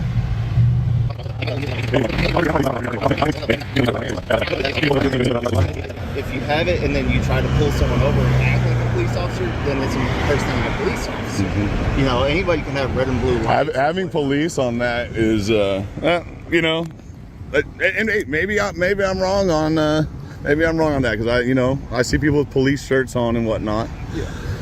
But yeah, man. I see these guys doing this, and I just think it's a little weird that they're running red and blues for a non-emergency situation. Why aren't they just running their reds and yellows? The blues are typically used for an emergency situation, and this isn't an emergency, this is a safety situation. So I was just kind of curious about it. You know me, I'm a curious guy. Yeah. I mean, I have red and blues on my personal car when I work side jobs like this. If we run red and blues in the fire department, we get in trouble for it. It's just for safety of like, hey, that car's no, hey, we're doing something here, just slow it down. I recognize that, but there should be a designation between police and an on-duty active incident and just trying to make sure the dudes don't get hit. You know, that's my thing. And I'm curious about the different designations on the lights. You know, I figured the person to ask would be the person in the car running the lights. You know, have a nice conversation. She come out of there like a pissed off rattlesnake, all yelling and barking at me and telling me I'm in her car. Told you I was in her car. Lied directly to you about what I was doing, trying to create a crime. As a police officer, somebody who identified herself as a police officer, she's lying to you. I have it on camera. What do you think she does when she's on duty? Oh, he was coming at me. Come on. You see it. You see her doing it. You know what happens when you exaggerate things on a report? You end up on this list. And we started for a Brady situation. Got a sneaking suspicion she belongs on it.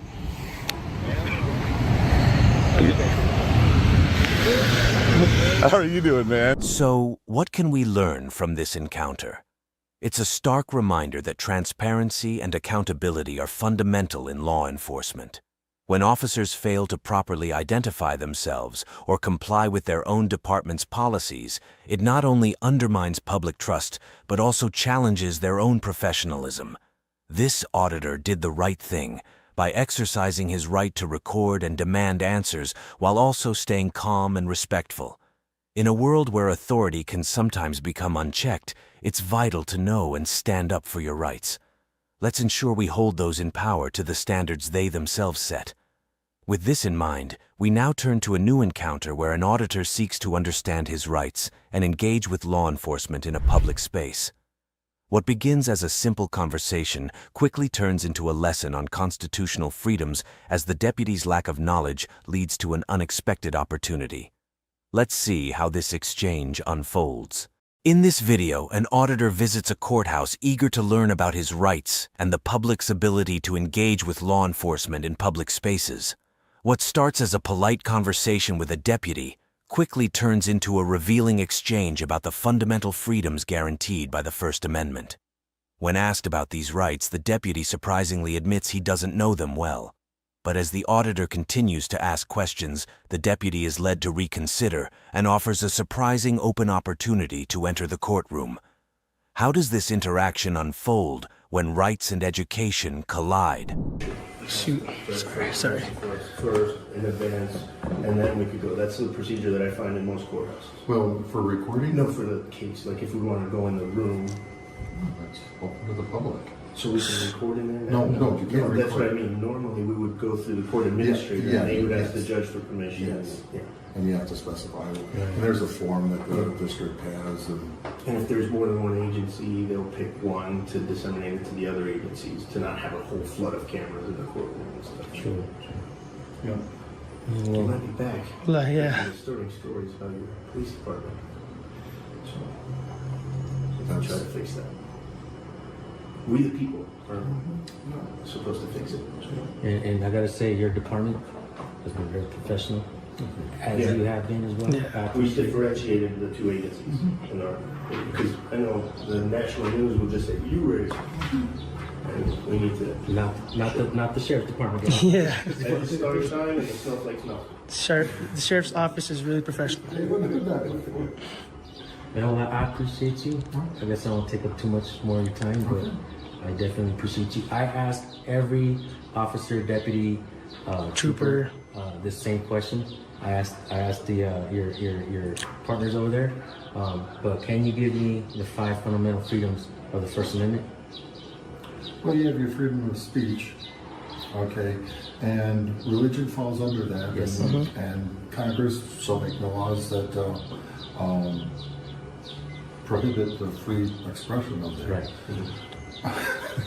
You don't have to say verbatim, but do you know the 5 rights protected under that First Amendment? So you got 2 so far. Speech and religion, what we're doing. Right. This is press. Right, and I consider that freedom of speech. Oh, okay. Well, there's a big difference also, and especially in a limited public forum, and this is education for fun and for free. In a limited public forum, if there was something that happened, let's say I came in here and I want to do my freedom of speech and I want to say, hey, down with City Hall, down with City Hall. You can't do that in a limited public forum. In a traditional public forum, you would stand up against strict scrutiny, or the government would stand up against strict scrutiny. In the limited public forum, they would only have rational review. Hey, we're trying to conduct business here, he was being loud. Now the difference in those freedom of expressions, which are the press and freedom of speech, is that here I can prepare my song and not sing it. I can prepare my story and not say it here. So that's where we have a little bit more protection in the limited public forum under press. So, but the other 2, that's pretty good. Yeah, thank you. Are peaceably assembled. Right. And to go bellyache and seek redress for our grievances. You're exactly right. And you almost had it down verbatim. That was freaking awesome. No, hardly no cops that I ever encountered. Congress shall make no law prohibiting to the respect of religion or the free practices thereof. Right. The prohibits religion or free practices. Yeah. And like I said, recording, that's just freedom. That's a freedom. And unless you have something high that shouldn't bother you. But the only thing that I would object to is if you took the camera and put it here. Right. Oh yeah. I would say, oh, you put it in my face. So you can feel it. Jesus. I know we're in a tight space, and I'm doing my best not, to pull it back a little bit. I mean, giving you guys because you have, your space. Yeah. And when you get here, it's like I can't.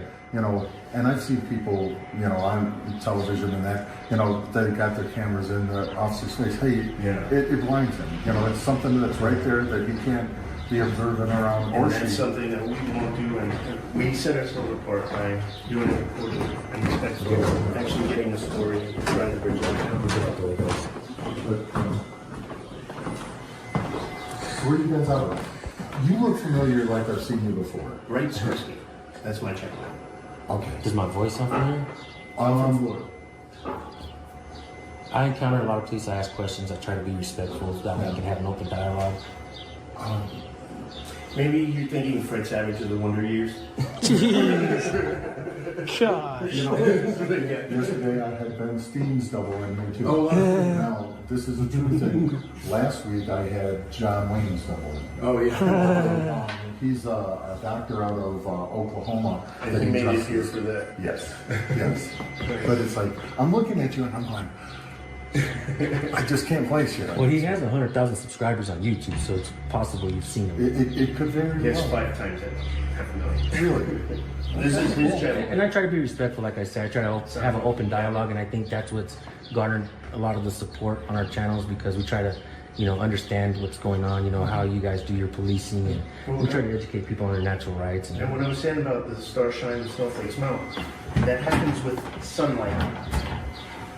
The light of transparency, that sunlight will show what happens. And you can react. The only power you have, or we have, is your reaction, right? And you can assess our demeanor. We're not a threat. You made your threat assessment, right? Yeah. That some agencies, they'll pull a gun on us. They put us on the ground. Why? Because I have a camera. This is a camera, not a gun. And we have to change that. I want my kids to look at you with respect instead of fear. And that's one big thing too. I see a lot of kids that want to just flip off cops and that. I want kids not to be able to be afraid of me. Right. And be able to come up and talk to me. Me to talk to them. It might be just, hi, how you doing today? I wish I had that recorded. We got it. You're an example of that. Yeah. And other deputies, troopers, cops, officers will see this and know how to talk to the public, even if there's a camera, and the public will know to come and ask questions and say hello. And that's a big thing. We're here to serve the public. Right. Some people think that's a crown. Yeah, they do. And it's an entitlement. And other people we look at don't it the other flip off way. the cops. We flip off corruption. We flip off those badge-heavy guys that make your job more difficult. And once we get that on camera, we send it to your command staff, and hopefully they make the corrections to the behavior. The sad thing is, roughly the census population says there's 336 million people in the United States. Yeah. You know how many law enforcement officers are in the United States? 40,000 in New York. Okay, don't count the military, just law enforcement. Right. Okay, and I'm not doing any disrespect to the military, police, and our armed forces, but for there's only 800,000. Right. All done? All done, man. All right, take care. Thanks, buddy. Oh, that's a snappy concept. That's great. That was soup, man. Yeah. But, if you do the numbers on it, a law enforcement officer, one officer is responsible for 240 people, 24 hours a day, 7 days a week. If you take 800,000 into 336 million. Right. Yeah. Those are disproportionate numbers right there. Yeah. And I'm a veteran. He's a veteran as well, so we know where it comes from. We swore that oath. There's no expiration date on it. No. And the longer I've served, because my hash marks aren't the whole story. What branch? No. Oh, so another agency before him? Where's that? In Illinois. Illinois. Oh, where? Suburb of Chicago. Oh, okay. Okay. Have you ever heard of Hammond, Indiana? Yep. I'm working on a story from there. We discover some things, people are abusing the company credit card or the city credit card and by edible arrangements, but then we have horrible stories where a cop pulls over a guy and somehow a block later the guy shot himself and there's no body cam footage, there's no dash cam footage. And when I'm looking for that and I'm asking for it and I have to go to the Attorney General of Indiana and still getting this wagon circled, I'm looking for it. And I find another story where they did a pit maneuver on a guy in a U-Haul truck and sent him into the Calumet River, and he drowned. And that family is fighting to get the body cam and dash cam of that, and they won't give it to them either. So I'm never going to get mine either. That stuff, because it has to stop. Transparency, and get rid of the bad cops. The bad apples have spoiled the bunch in most places. You see the captains and lieutenants acting like, forgive me, jackboots, and really not knowing that. You don't have authority over us until we commit a crime. It's the other way around, and I don't throw my way around. Right. And that's a consensual, up to the point that a crime's occurred, everything's consensual. So if I want to talk to you, I come up and go, hey, can I talk to you? Yeah. Right. Can I get your ID? is an insult to me sometimes, because that's my Fourth Amendment right to be secure in my papers. Sure. Now, you are only asking because you suspect me of a crime. Do I look like a criminal? Not you, but you know, in that example. No. So I always stand firm on my Fourth Amendment right and don't tell people my name or. You know, because how am I supposed to do my job if I can't come up to you? You know, some people look at it, there's a wall. And it's like, how can I do my job if I can't come up to you and go, hey, can I talk to you? Because you might have seen something. Yeah. Right. And not, and then not be in an accusing way. Right. Yeah. Right. Exactly. Yeah. The good policing, community policing, not broken windows. Yeah. You know, that kind of stuff, that maybe in Times Square in the 90s that was necessary, but it's over now. Let's not do that anymore. You know, in my career, I've seen a lot of changes because I started in '86. Yeah. Oh, yeah. You wouldn't believe how many agencies. You know Sheriff Grady Judd, right? Mm-hmm. Yeah, he's in Polk County. He refuses, and his deputies are proud of the fact that they don't have body cameras. My name's Scott. I was watching you. Sorry, I was just waiting for those people to come down. Okay, all right. Yeah, are we holding them up? I don't want to, so. Something. It sounds like they're done. Okay. So, yeah, we got to get on the road. Yeah, we'll get. Is that, would I be able to take pictures of or video of the pictures in the hallway there? sure. Yeah. Sure. We'll let you guys come out. Okay. All right, because that should be everybody. And see, you know, can you guys do me one favor? Yeah. All right. I'm going to let you in the building, but I do need you to go through security. Okay. So right back there's a rubber band container.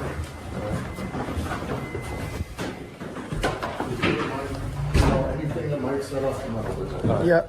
As we're standing here talking, I don't think that, I also have my rules that I have to abide by too. Of course. All right. I just had to get my camera.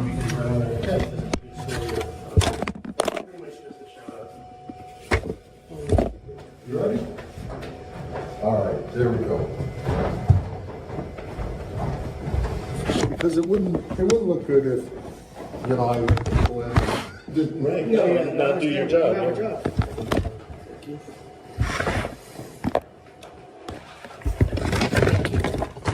But there's a lot of historic pictures in the building,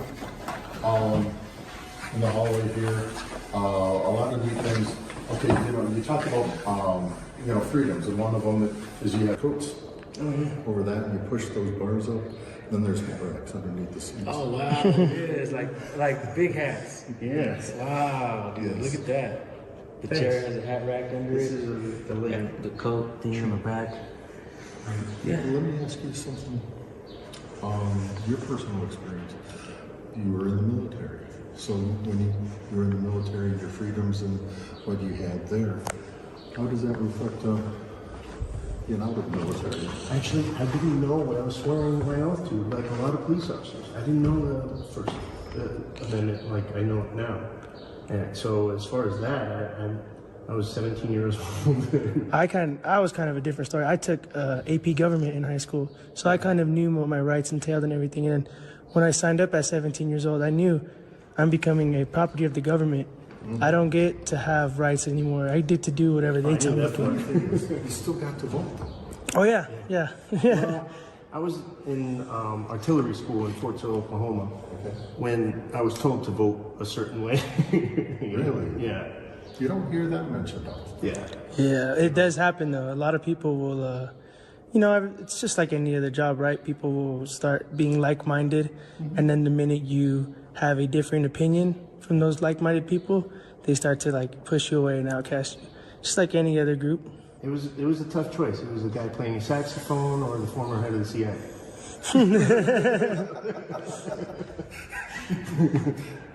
That was my first vote.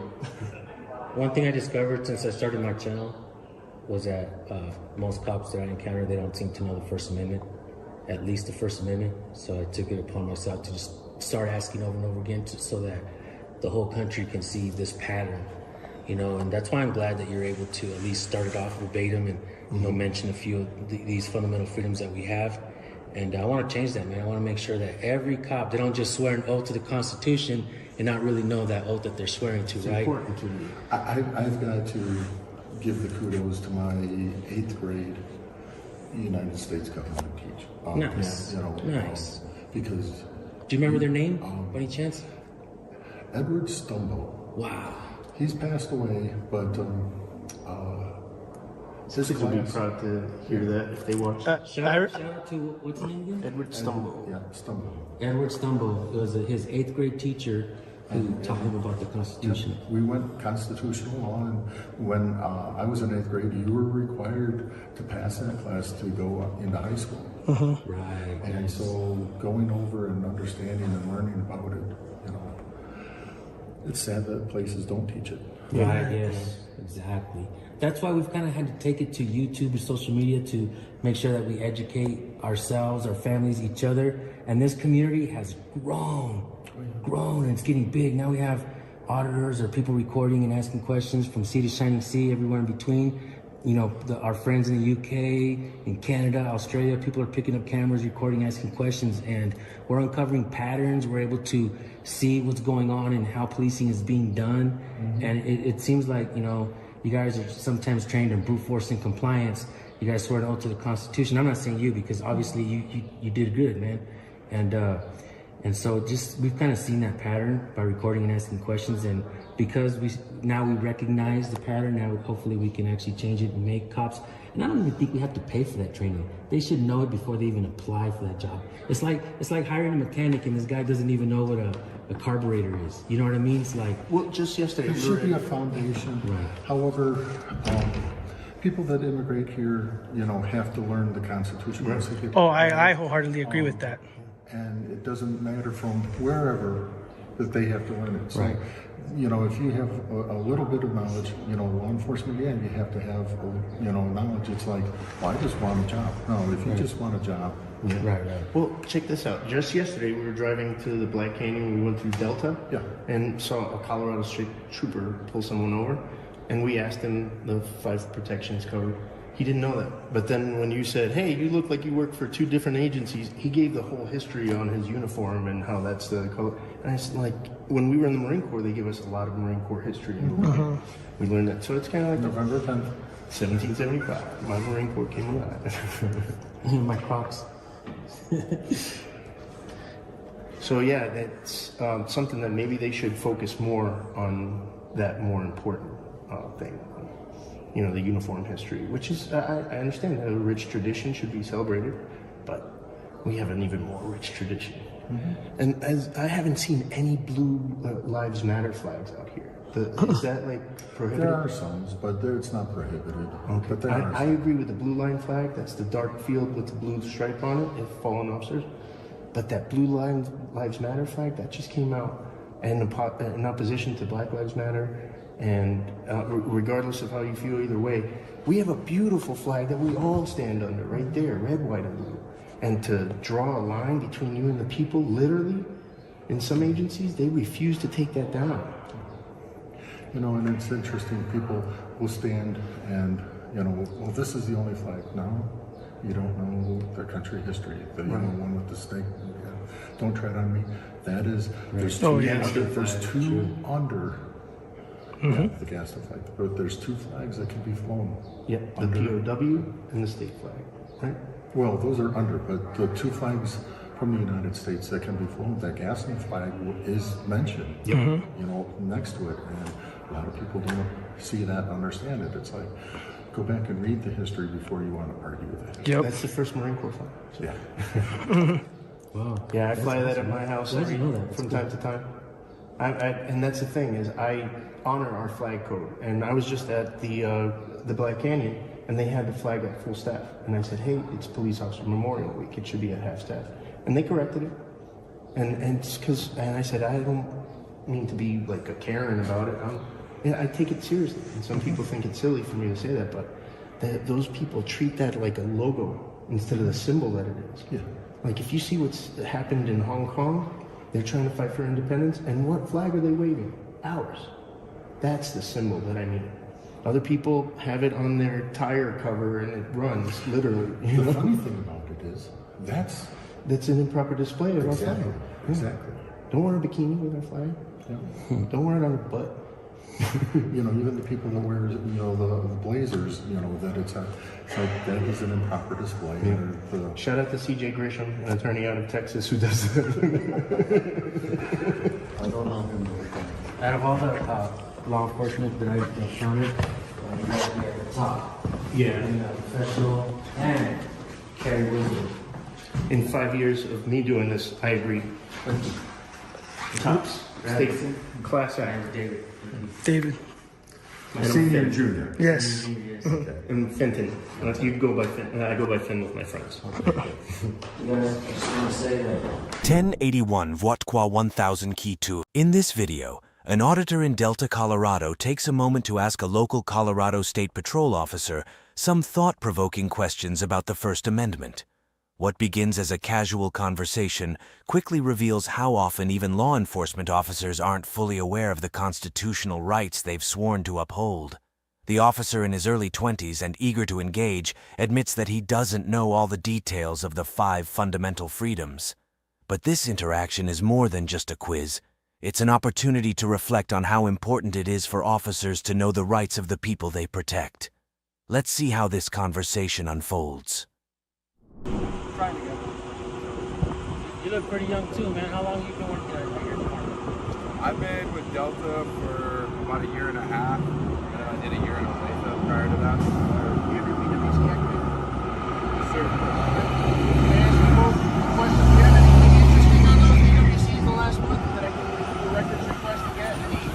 I can do the forms to do any kind of record request. I can't remember anything interesting in the last 6 months, really. But you can absolutely do a record request. I have the forms in here if you like. It's something you have to.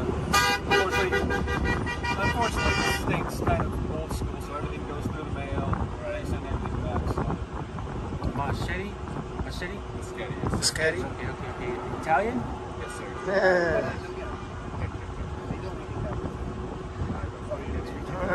This guy speaks 100 languages, man. Hey, that's all you need. Yeah. I asked him a question a little bit ago, and I asked every officer that I encountered the same question. You can't answer it, it's not good like that. But do you happen to know the 5 fundamental freedoms of the First Amendment? 5 basic rights covered and protected for the First Amendment. And if you don't know them, you make a good faith effort to learn it. Yeah, your freedom of speech, freedom of press. Those are the basic ones I know off the top of my head. Religion, peaceably assemble, to seek redress for your grievances. And you wrestle? Yes, sir. That's what we call it. This guy is a beast. Jiu-jitsu and wrestling, man. Yeah, I train jiu-jitsu too. Nice. Yeah, I like it a lot. It's fun, huh? You gotta be able to defend yourself. You get miles away from being able to help somebody sometimes, right? Hey, can I ask you a question? Yeah. Would you think that jiu-jitsu has helped you out with your work and stuff like that? I do. I really do. Yeah, right. The discipline in martial arts is a great thing. I think, you know,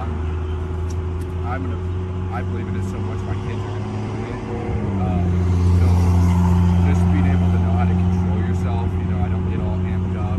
Most of the people we honestly fight with are intoxicated, so it's not like we go somewhere and it's just like a straight brawl type thing. It's just someone intoxicated, just all amped up for the night. So if you can stay calm and you're not worried about having to like amp yourself up to try to hurt someone, it's beneficial. Jiu-jitsu, the ground game side of it, jiu-jitsu is primarily like a ground defense. Yeah. Right? Us in our attire, with all our equipment stuff isn't always good for us. Right. Specifically, right? I'm not going to sit and pull guard. Yeah. You're blasting double legs. Like takedowns, and then being able to control the arms. Kimura's a big thing I use quite a bit. Right.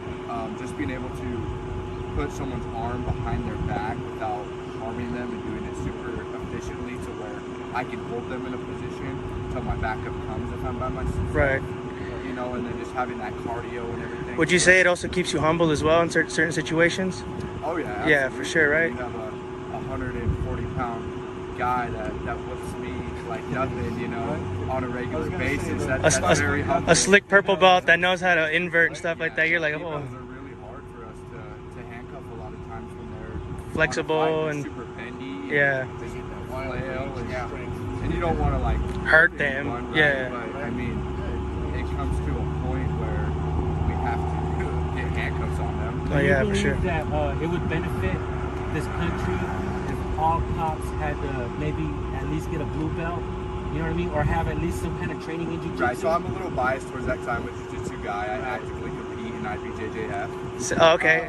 I do jiu-jitsu world league. I haven't competed at IBJJF yet, but I just got my blue belt like 2 months ago. Nice, congratulations. Thank you, brother. Get his kids into it. And my son wrestles. He just won a first national title in Reno back a month ago. Yeah. Congratulations. Thank you, thank you. Yeah, so when I transferred to this department, I've been really interested in becoming a defensive tactics instructor. And that was one of the things that I was able to find is out east in like the Virginia, Chicago areas, they actually do that where you go to the academy and you become a blue belt in jiu-jitsu and then you have to maintain at least the blue belt through your law enforcement career. Nice. I think that should be I believe that should be a universal thing, man. Like police, I'm sure you guys have encountered it at your guys' departments. There's some hotheads in there, right? And you can point out who the hotheads in your department are probably. And you're like, if that dude could probably be humbled a little bit. Out here at least, I haven't encountered anyone like that. I mean, I've worked in the prisons 3.5 years before this. Okay. I'm going to say I've seen more timid people.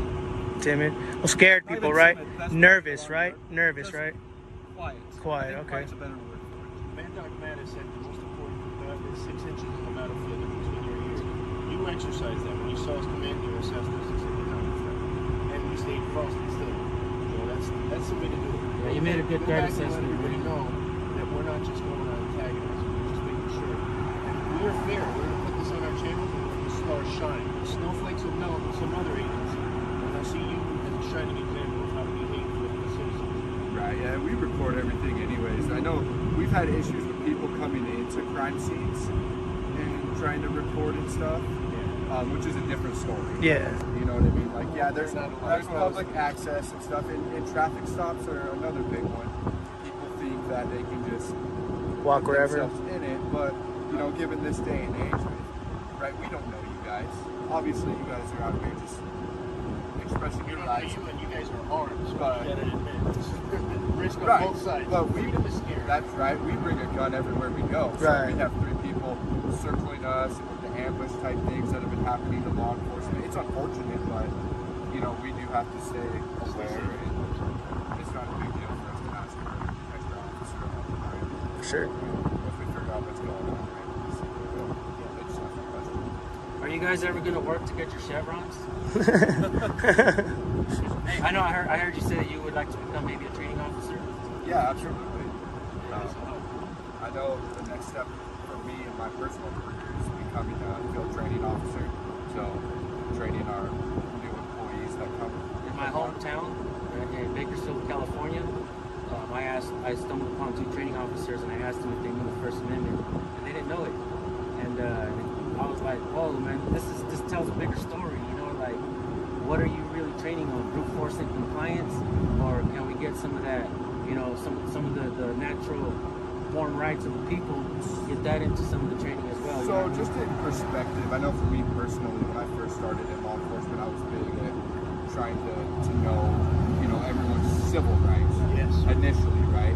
Now it's more of like I don't essentially look over them every day. That's why I can't tell you verbatim. But I can tell you when someone is doing something they shouldn't be doing and affecting us to where I have to take their civil rights away, because that's essentially what our job is, right? We have to do a lot of paperwork, and our reports and everything are explaining why we take someone's civil rights away. You know, we do a traffic stop, someone's not free to go. We are detaining them for that stop. You know, about the cameras, sometimes the agencies will circle the wagons and they don't release it after, let's say they had a traffic stop and they shot a guy, and then they say that the guy shot himself. So show us the cameras. Yeah, That's so Hammond, Indiana. I can't speak on that as far as knowing the ins and outs of all that. I just know that for us, when we have OIS, officer involved shootings, that essentially a shoot team comes and takes it over. Oh, yeah. And so it's still under investigation for a long time. Right. And then, so I'm not sure exactly at what point it becomes public information, right? So with Colorado, it's part of that is through the district attorney and another agency will investigate. So if I got into a shooting, he can investigate, another trooper would. And that typically it doesn't become public record until it goes to court. Once it's in court, public record, then it can be dispersed, but until then, unless the agency or something necessitates it. Because like you said, you know, the ambushes that happen. There's also stuff on the equipment. Some psychopaths want that badge, want to treat it like a crown. They'll go out and atrocious crimes. That's why we have to do this. Bees don't get lost or destroyed. Right. Stuff like that happens. Yeah, California's really bad about this. Yeah, California is. Trying to attack somebody and just show a reaction. Even on the boring, I wouldn't mind moving fast forward. So I came from Arizona, moved out here when I was a kid. Yeah, I've been to Arizona like 3 or 4 times. The police out there in Arizona, man, let me tell you, completely different environment there. Those police are on ears perked up all the time and ready to go after people. And that's another thing, right? Big city policing is a little different. I mean, we experience a lot of big city crime in this area between like Grand Junction and Montrose, Delta's right in the middle. So everything kind of just flows back and forth, right? We have stolen vehicles, robberies, all this type of stuff all the time. But it's not quite like big city because they have a lot more of a gang stuff. Glenwood Hot Springs just had some machete wielding. Oh man, Yeah. And let me just say this: you guys have a way better attitude than those police over there, man. We weren't even. Such disdain from asking that first amendment. Yeah, definitely appreciate you guys. Yeah. I think part of that is just when you're working homicide after rape, after assault, it just you lose. Unfortunately, some people just lose their humanity. Become out of Just touch. a short day because okay, I just saw a kid in a crash. Yeah. One of my first cop watches, I found a female officer. She was crying for a squad car, and I asked her what happened. Was it work? Was it a guy? She said it was work. I said, well, what happened? She said she was trying to talk a lady down from jumping off the parking lot, and she jumped. And you should not be that on the job. You need more time. What if you put your gun instead of your taser by accident because you're emotionally flustered? So that's what we like to do. We like to send videos to the command staff to correct behaviors and correct procedures, just make positive changes. Some guys won't show good interactions like this. They just like the craziness, right? I've always put the good and the bad, you know, because I want, for instance, I want other cops to see you guys and your attitude, and I want you guys. You guys just channel, bro. You guys lead by example because you guys are.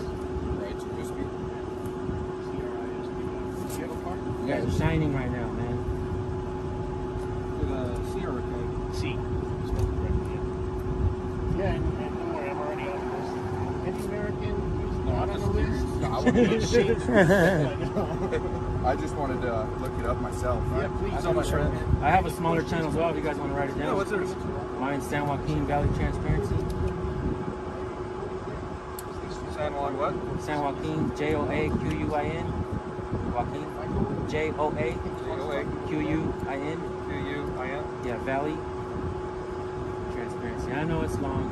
If you just type in San Joaquin, you'll find my channel on YouTube. Yeah, man. I hope you also. I hope you guys get your chevrons. You guys have your attitude. I love this right here. I gotta do. Yeah, I actually watch a lot of these First Amendment videos. Just to see. I'm a newer officer, right? So all those type of videos help me out on how to handle myself, because it's a lot, right? We go through a 16-week academy, and then we come out here on the road, and we have a book of laws this big. You kind of thrust it into it, and you're not really. And that's my specialty. Yeah, there's a big section of that, right? So it's a lot. Being a cop is overwhelming at times. Well, you'll see on our channels there are many examples and many warnings. Decide which one is which. Not to act like. Right. Then I hope people will understand this is the way to be. This is good community policing. Right? That's what we got to get back to. No more broken windows. You know. Yeah, I hope you get your chevrons, man. Thank you. I think you deserve it, man. You have a good attitude. You're doing your best to know the rights of the people. And I truly appreciate that, bro. I'm gonna post this on my channel. Yeah, for sure, man. Did you write down my channel as well? You guys have different channels? Yeah. This is my son right here. It's my oldest son.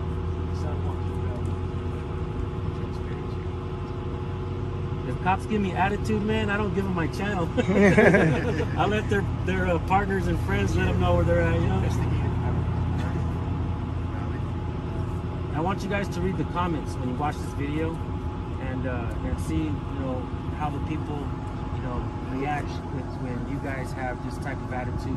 You guys talk to us, you're not trying to, violate our rights. You're not trying to look down upon us or nothing like that. You guys are very respectful. I want to say I appreciate that. Thank you guys for your hospitality, man. You're doing good, man. I do. I always do it for it.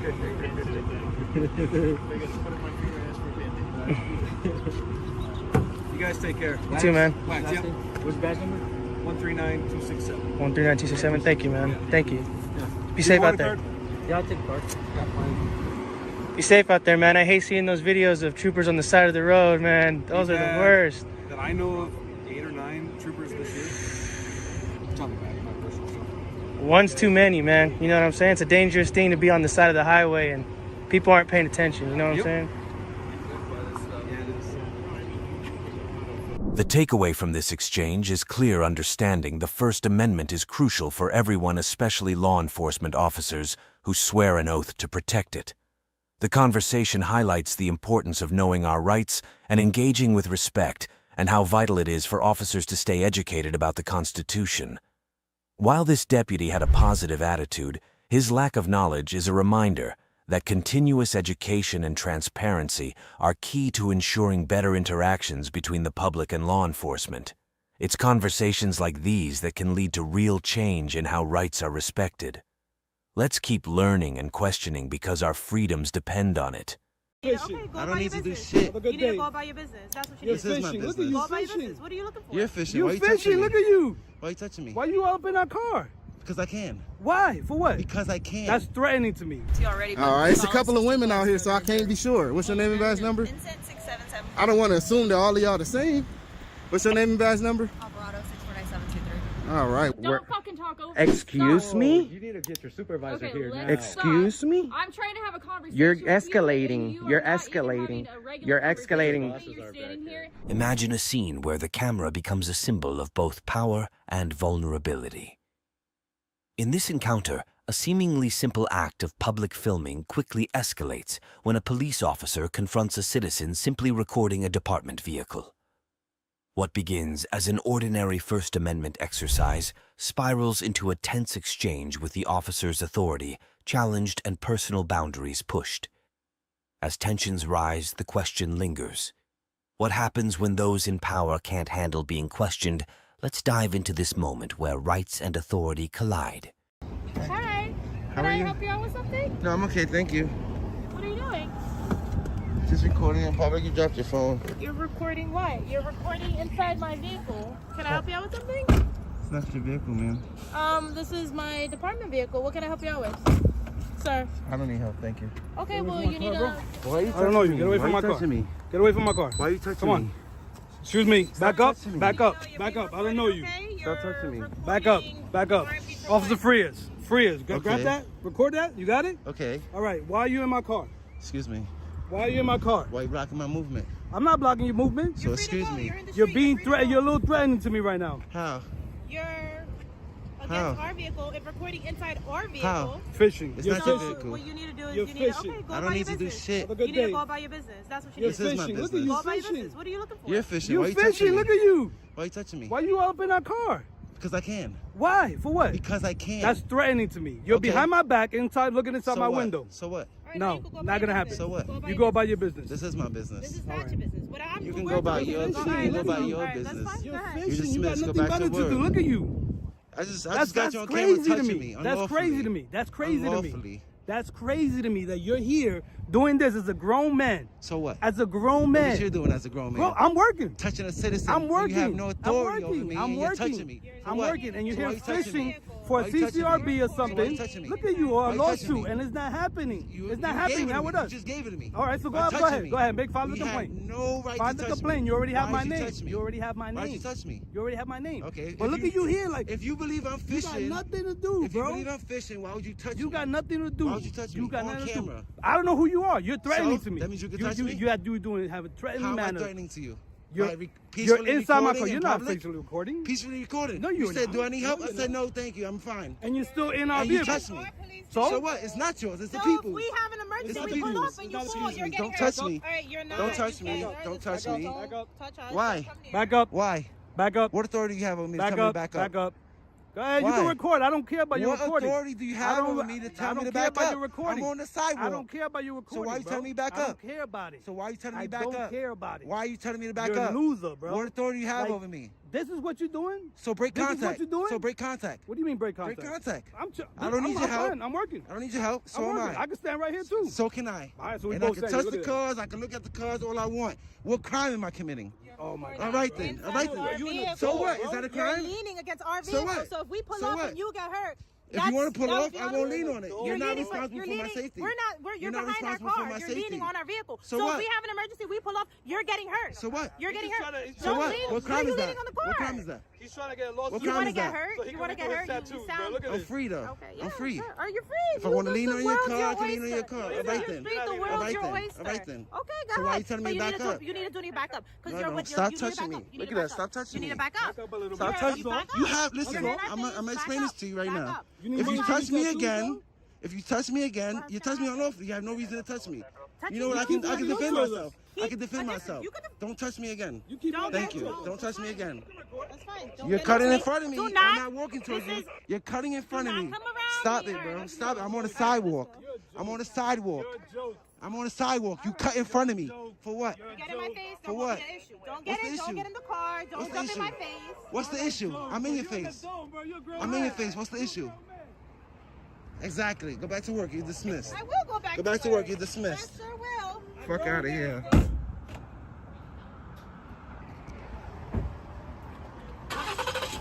Bye. Bye. You're dismissed. Bye. Go ahead. It's the drive of shame. Go ahead. Bye. Bye. As this interaction comes to a close, we're reminded of the ongoing battle for transparency and accountability.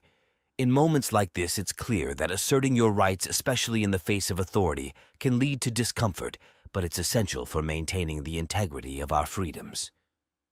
The real lesson here is that no one, not even those in power, is above scrutiny. Whether it's a camera or a conversation, standing firm in your rights ensures that justice is not just an ideal, but a reality we can all share. This theme of transparency and accountability takes center stage in an intense exchange over public access and the role of law enforcement in maintaining clear boundaries.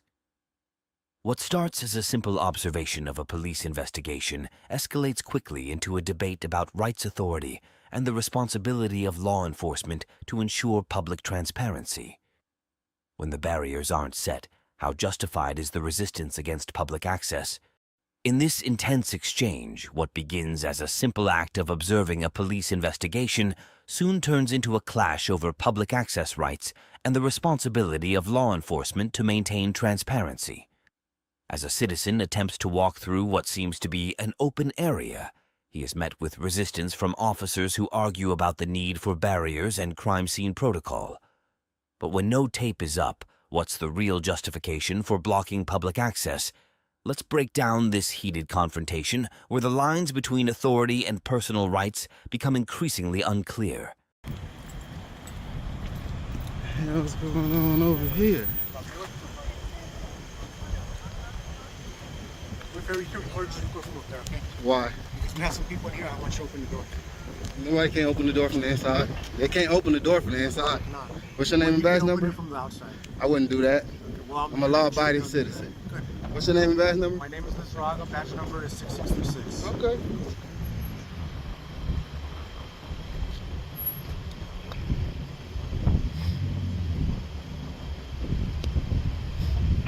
What's going on over here? What happened? Police activity. What kind? The kind that request for presence to be out here. Somewhat of a good answer. I want to talk about other people's business like that. I mean, it's public business, right? Yeah. I mean, all the time, right? Not yet. The moment you show up, it's public business, right? It's business between us and the people involved, yeah. Nah, when you show up, it becomes public. Who becomes public? You, the information. Yeah, everyone, you're public. Everyone's public. Right. So why you say not yet? Because right now we're investigating a crime. Awesome. What's the crime, man? What happened? What's the call? Us and the people involved. I can't get the CAD number? Nah. Ah, why not? Not yet. I gotta wait till it's over? Yeah. Okay. I can wait. What's your name and badge number, sir? 666. Name? Rodriguez. All right, and you, ma'am? Excuse me, ma'am. Okay, she not glad she don't hear me. What's your name and badge number, sir? 633. 633. What's your name and badge number, ma'am? Gonzalez 62509. All right. What's your name and badge number, sir? Okay, he playing busy. Let me get around you, big dog. I'm on the sidewalk, sir. Okay, step back. I'm We're doing obviously something going here. around. Do you want me to walk through them, or would you rather me walk this way? Sir, we're dealing with the robbery. I am going around you guys. Don't give us a hard time, all right? I'm not giving you a hard time. Y'all giving me a hard time walking around it. I made sure not to walk through your people. I came around Listen, sir. to go around you guys. Detain me for what? There's no reason to detain me. This is not a crime scene. Y'all don't. I'm walking through it. Y'all don't even have it taped off. Thank you. Let me walk through. Thank you. You have a good one, sir. Thank you. That's all you had to do. Go ahead. We're literally in the middle of an investigation. Okay. I do not want to detain you, sir. I How? do not want to detain you, sir. You don't have to explain to you. There's someone.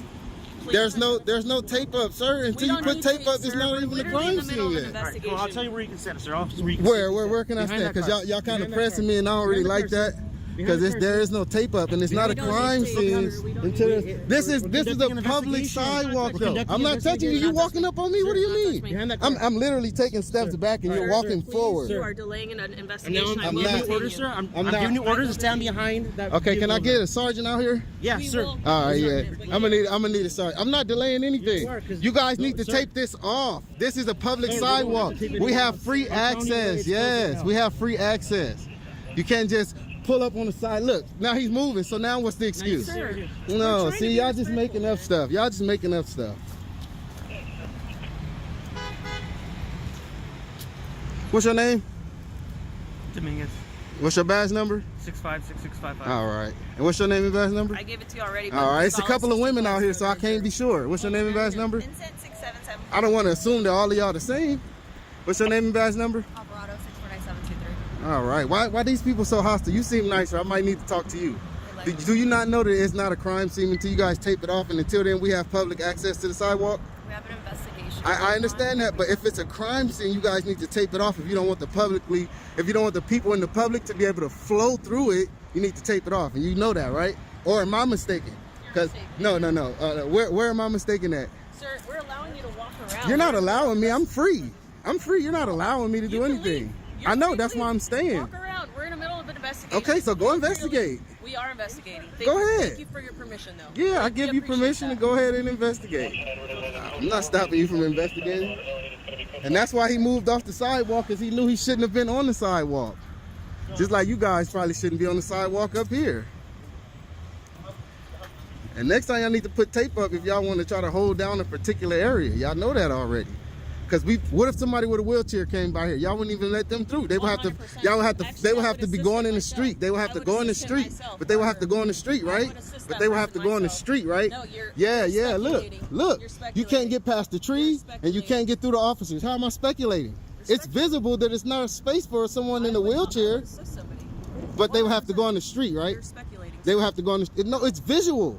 I can see it. Where can a wheelchair fit through it? You make no sense, sir. Where can a wheelchair fit through? You make no sense, ma'am. You make no sense, ma'am. I'm here helping the community. Okay, I'm asking you, how can the community get through here if someone was in a wheelchair? There's no space. There's no space. So you guys shouldn't even pull it up like that in the beginning on the curve right here on the sidewalk. I don't get to choose where crime happens. I don't either. I'm just here observing it. Okay. and I'm watching how you guys are conducting yourself in the midst of it, and that is not publicly accessible for the public while it's open with no tape. It should be open for the public to flow through. If someone was in a wheelchair, they couldn't get through there. As soon as we can. I would hope so. 100%. Because y'all delaying the public right now. Okay. That's what that is. You're delaying the public. We actually have the public out here thanking us for being here, except for you. I haven't thanked you? Should I just walk up and say thank you right off the bat? I don't need that. But So why are you saying except for me? I'm not causing a delay.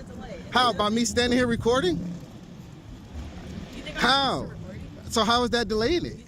So how is that delaying it? Exactly. You can't even verbalize it. You can't even verbalize it.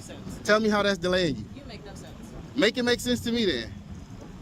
Exactly. Just stop while you're ahead. Because you make no sense.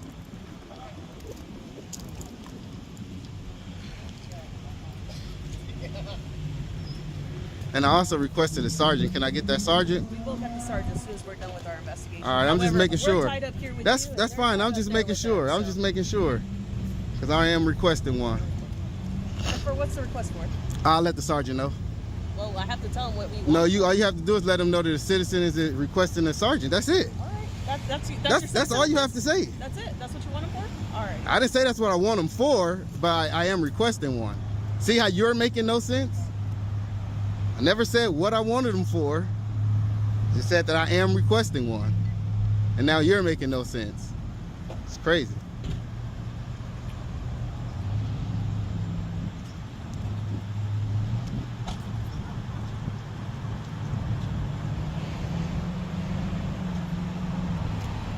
Y'all was really aggressive. Y'all was kind of irate. You don't think so? Just for somebody walking through with a camera when y'all don't have no tape up? For me to know where it's indicated for us not to go? Wouldn't you think that was like, you know, a little extra what y'all did? Or not? No. No? No, sir. Oh, you just used to bullying people, huh? Absolutely. Oh, yeah, absolutely. Absolutely. What do you think? Without the crime tape up, do you think that was not a little extra for what they did? Or you don't want to comment? You seem a little more reasonable. That's why I like speaking to you. But if you don't want to say anything, I can't force you to. Choosing not to. I'm asking you about what they did. This is separate from that. Yeah, we can't talk about the investigation. I'm not asking you about the investigation. I'm asking you about what they did to me, specifically. But it's open to the public. I can go through there. Okay, can I get that supervisor? He's on his way. All right. Can I get your name and badge number? Vasquez 642875. And you?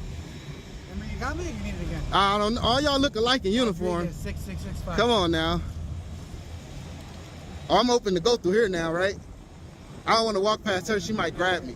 It look open. Look like they done. What do that have to do with me walking past? Okay, I'm going to Jack in the Box. Excuse me. I'm going to get something to eat. Our suspects are in there right now. I can walk past the car with suspects in it.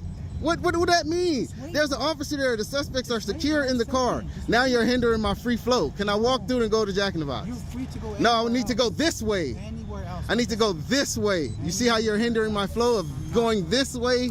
I need to go this way.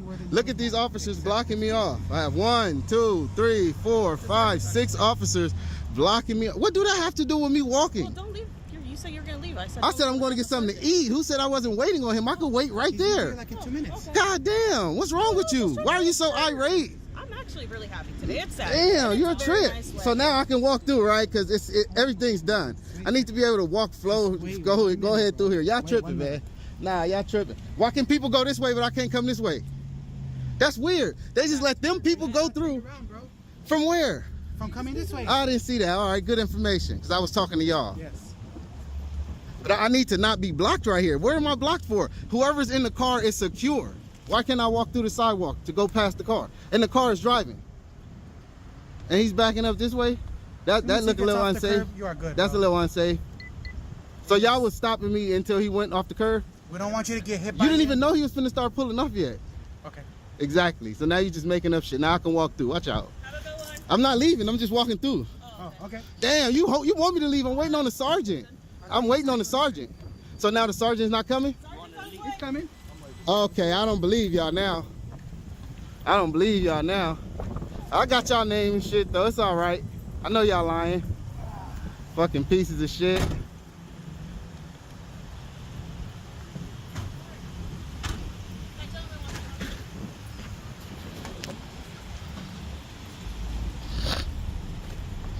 Ah, I guess he did show up. Okay, your officers has treated me pretty bad out here, at least I like to think. Now, if there's a crime going on the curb, do they not have to have up tape in order to tell me I can't go in certain areas? No, they don't need tape up. Why not? When that's the law. The law states if it's a crime scene, it needs to be taped off. If it's not, then it's public access. If it's the curb, I need to be able to walk through, right? What penal code section is that? What penal code says is not true. I just told you that if it's a crime scene, it needs to be taped off, right? No. Why not? No, because well, until then, people can stumble through there, right? If you're gonna ask me a question, let me answer your question. Go ahead, let me hear it. Go ahead. All right. Sometimes we don't have time to put up tape. Sometimes tape isn't necessary. Sometimes I just need my deputies there to get people back out of our crime scenes. Sometimes that's all we need. So we don't have to put up tape. We're not legally obligated. So they can't guide people through? If I needed to go through? If we have a crime scene and they need to contain that area, then no. But they was parked on a curb. That's fine. That's not fine. Yeah, it is. Says what? Says the vehicle code section. Where? In the vehicle code section. Where? You just asked me where it says, now I'm asking you where it say that. What is it? It's what section is off the top of my head? 220. I think it's 20505 of the vehicle code section. I could be wrong, but it actually states that we don't have to abide by the law in the event of an emergency situation. We don't have to abide by the vehicle code section of the law in the event of an emergency situation. So you know that, but you don't know the law pertaining to putting up tape on the crime scene? There is no law. That's why I was asking you about it, since you were so positive about it. There is no law. I'm positive about that, though. That there is no law when it comes to putting up crime scene tape. Right. And what it pertains to. Right. So y'all just put up tape freely then, right? If there's no law against it or for it, so y'all just decide that y'all made that up and spend city money on it and just buy tape to just put up? No, because we still have to put it up sometimes if we've got a big containment area. If, personnel is short and we have to contain a big area, that's why we put up a lot of tape. Okay. It's still a crime scene. Whether tape is up or not, it's still a crime scene.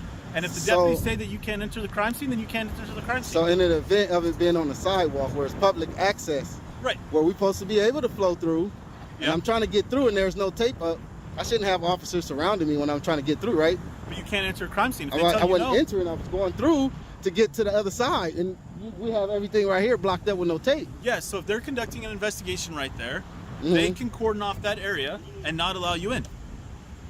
Yeah. I don't know how sure I am about that one. I'm gonna have to look into that one, because from what I know, if there's a crime scene and it's where you're telling people they can't go and it's publicly accessible, it needs to be indicated that this is the area that you're not welcome to go through. Did you read that in the penal code section? I just said I'm not too sure. Yeah, no, it's so not. I will definitely look into I'll it. save you the time of reading. Oh no, you don't gotta save me the time, because I'm still gonna look into it, because I need to know for myself. Okay. Just like I'm gonna look into the code you gave me, because you wasn't even too sure about that yourself. If you give me a minute, hold on. Hey, do you have your county phone on you? Look up the tape. That's what I'm more interested in. I know for a fact. Prove it to me then. Show me that there isn't one then. Since you want to look up something, don't look up something else that's not pertaining to the tape, because that's what I'm more interested in. I'm not really interested in the rest of it. No, I want to know about the tape. I can't look up anything about the tape because it's not in the penal code section. It's not in the law book anywhere. So what do you want me to look up? Nothing? Do you have a policy about it then? I mean, if it's not in the law book, okay, all right. So it's no policy. So we can put up tape whenever we want. So just whenever you want, just willy nilly. When we deem it appropriate, that's when we put up tape. I think that's funny, man. I don't think that's how that works, man. I'm gonna have to check into that, because I don't think you can just put it up all willy-nilly just because you deem it, and if it's no crime and you just decide you want to tape something off, I don't think that you have the power to do that. And that's what it sounds like you telling me, that no matter what it is, if you just deem it necessary, you can, without it being a crime present. I don't think you can do that, and I would love to see where it say you have the authority to just put it up as you deem necessary. I would love to see that.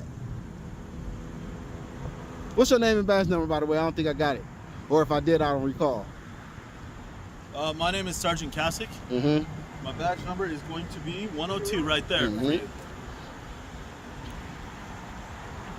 At least you're willing to look. If I would have asked them, they would have been real asshole-ish and just blew it all off. They'd have just basically told me, fuck off, like the female officer was basically doing.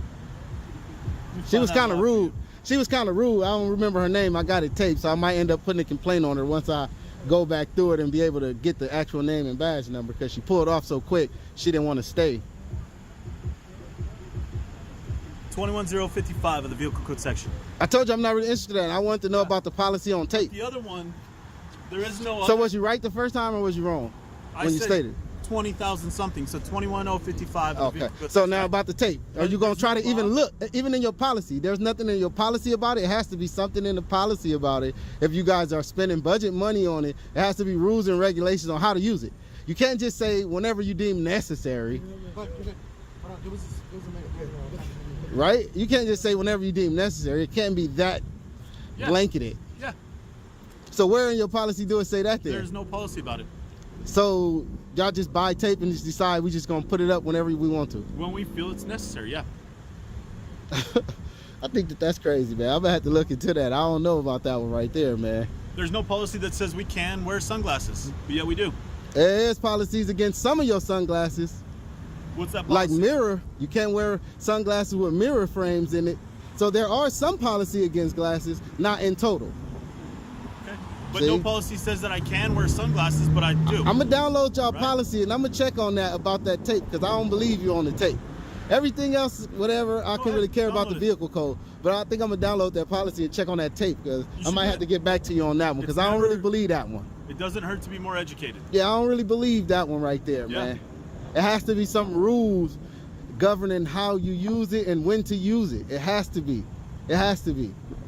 Especially if you're out in the public and you taping off areas where it's publicly accessible. Right. You can't just have no rules to how you use it. Like, but you said how a crime scene, you said whenever you deem necessary. Yeah. So if you deem it necessary and it's not a crime scene, you can just decide you want to put up tape. And that's the power that I'm saying I don't think you have.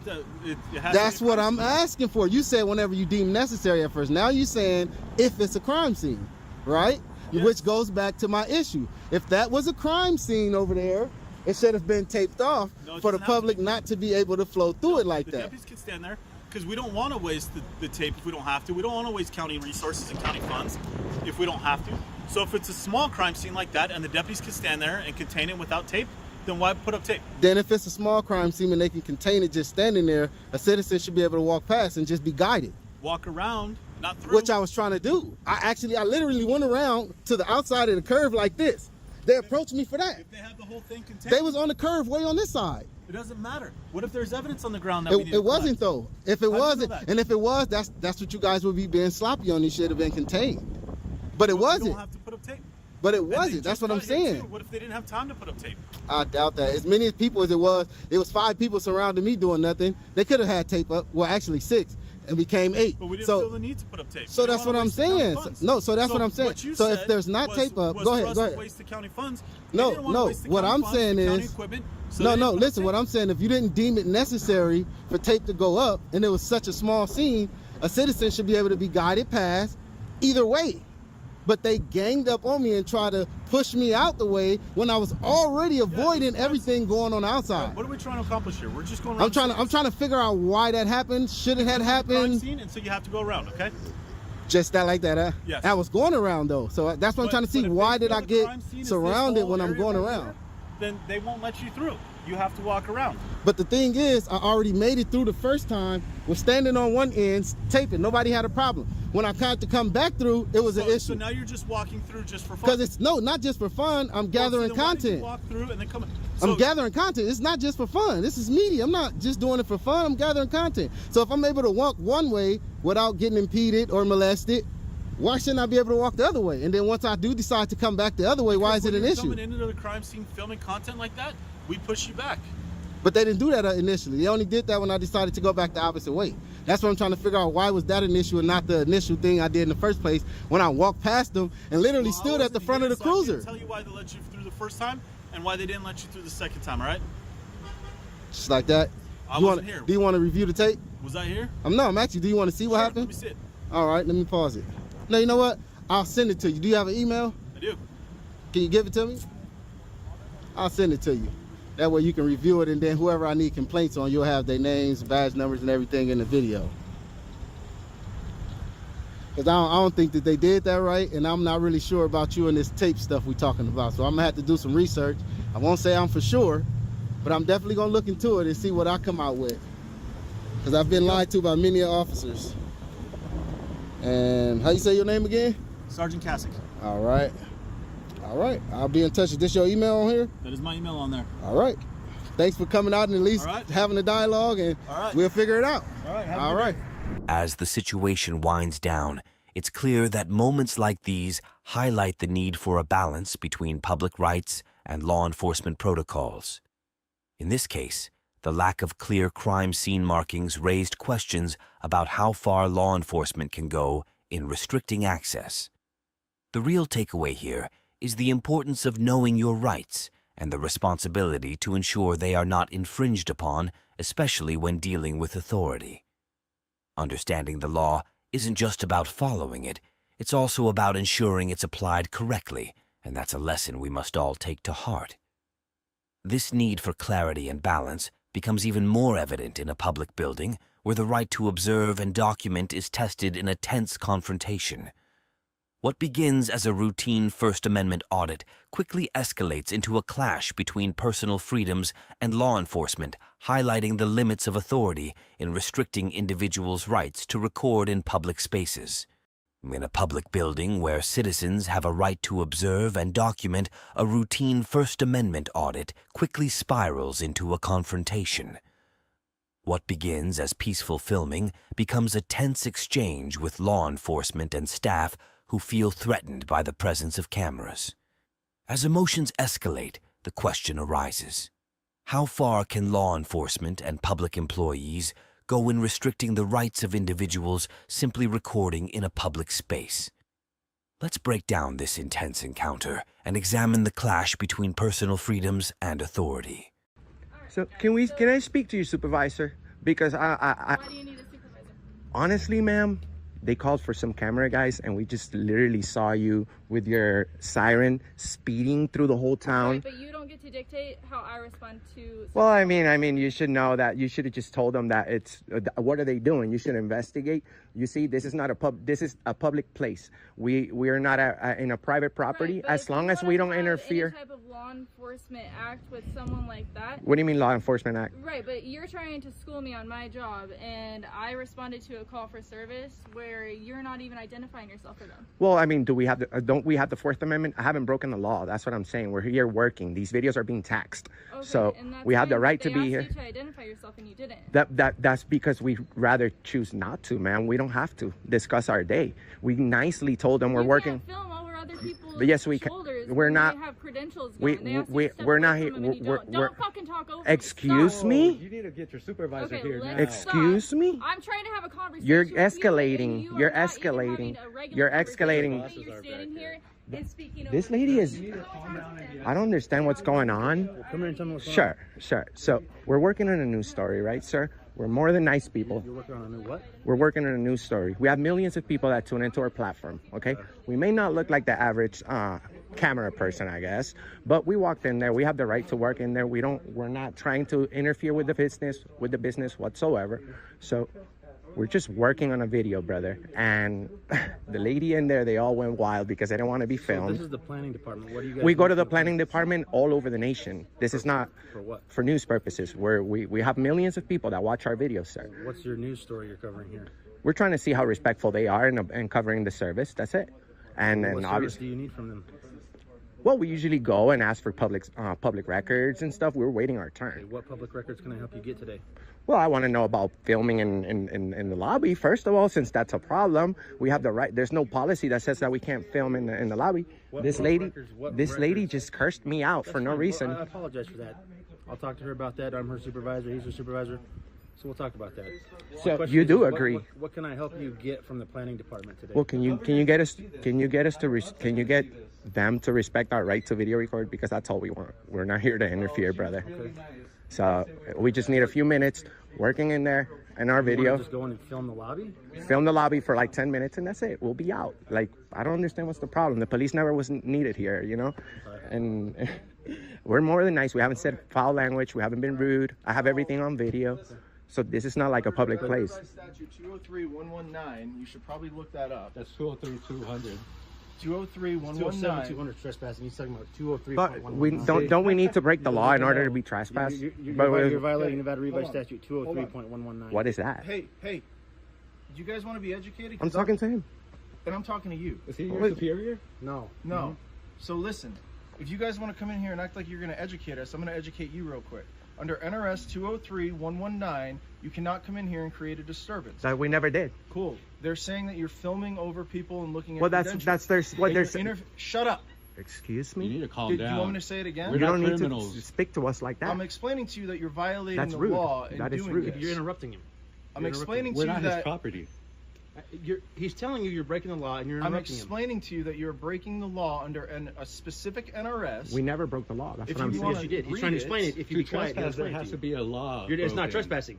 Do you have brain damage? He's trying to say that we were Whoa. disorderly in there. We Whoa. weren't. I'm explaining You're to gonna be you. fired. Brain damage? That's nothing to play around I'm with. asking you. There's lots of kids and 'Cause you people don't that have brain understand damage, what and I'm- you're making fun of it. Cool. Where's If your you guys don't have supervisor? any business, kick rocks. I need to talk to your supervisor. You're not talking to my supervisor. You need to leave. If you have business, Okay, we'll go to the police department. It's We'll go to the police department. You guys are tyrants. Go to the police department and film. Let me know how that works out for you. Oh, you can't film there either? No, you can't. Oh, really? Okay. This is going to be seen by thousands. Good. I'm trying to explain Good. the law that you're violating. We're not breaking any law. Explain something that's not corresponding to this. It's not. You should investigate. You should investigate both sides properly. I know you know the trespassing statute, but you don't know. You should investigate. Why don't you watch our videos and see what we did? If I don't leave, you're gonna trespass me? They ask me? Leave. Under threat of arrest? Leave. Leave. Is this under threat of arrest? Leave. Oh my God. What was your name at that number? Sergeant Fowles, 71330. Sergeant. Leave. Sergeant, you should know that we have the right to be here. Leave. I will leave. You do have a right to be here. Yes. And we haven't broken the law. We haven't been disorderly or interfered.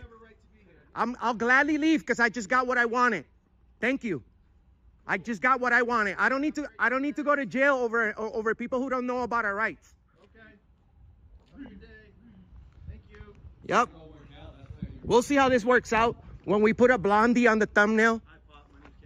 We'll see how it works out when we put a blondie in the thumbnail.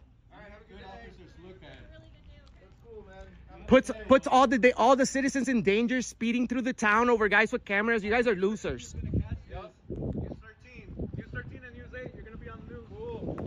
You think it's cool right now? I do. Yeah, go ahead. Go home and tell your kids you're a hero. Why are you covering, buddy? Because I have a guy with a gun violating my rights. Oh, so you're scared? Yes. Okay. Yes. You guys are dangerous. Yes. Yes. You're happy. You're happy to terrorize the citizens. What a loser. Yeah. Go fuck yourself. Bye, guys. As this situation wraps up, we are reminded of the constant tension between individual rights and authority.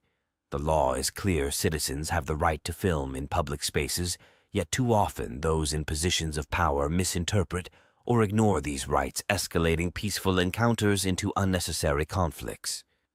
The lesson here is simple, but profound. Knowing and asserting your rights is essential not just for your own protection, but for holding authority accountable. It's a reminder that public spaces are for everyone, and respecting each other's rights is the foundation of a free society. Want the pull down. Okay. Put your hands up over your head. Okay, I want to make it very clear I do not consent to any searches or seizures of my property. That's nice. Are you inside my brain? I know that there are some issues with officer safety when there's no reason for you to take pictures of the patrol cars. Can I level with you? Yes, sir. Illegally parked. Illegally parked? Yes. I don't think so. Is this the street? Yes, you can't be here for more than 72 hours. And Yes, you can. Yes, you can. Imagine walking through your neighborhood, exercising your Second Amendment right to openly carry a firearm, only to be detained by law enforcement for doing so.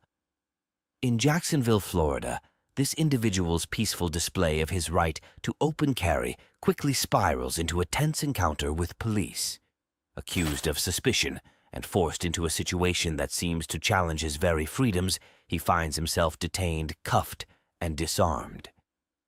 But what happens when your rights are questioned on public property, Let's explore this intense situation where constitutional rights collide with law enforcement. Hey, how you doing? Those guns on you? I'm sorry? Gun? Yeah, I got my 45. You got a pistol permit? No, sir. No? Okay, I want you to set that thing down real. I want the pull down. Okay. Put your hands up over your head. Okay, I want to make it very clear I do not consent to any searches or seizures of my property. That's nice, but you're not moving until I get another unit here. That's fine. Understand? I understand. And you do not have a pistol permit. Not for open carry, no.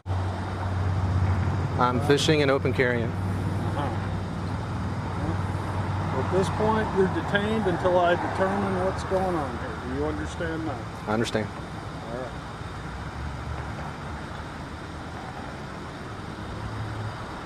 Do you have identification on you or not? I do. It's in my pocket. All right. Don't go for it. I'm not. Somebody called you in wearing the gun and suspicious. Okay. Obviously. And we're going to go ahead and conduct an investigation as soon as another unit gets here. Okay? Understood. Are you with I'm with the city of Ormond. Okay. Do you have a name and badge number? Yes, I do. I'll give you my business card at the conclusion of this. Okay. Can I go ahead and get your name and badge number? Would that be Yeah, all right? my badge number 14? 14. Okay. Sergeant Dogger. Okay. 10 alphabets. We don't use those. I'll give you my computer ID. Understood. 1012 is signal 0, and I'm standing by for another unit.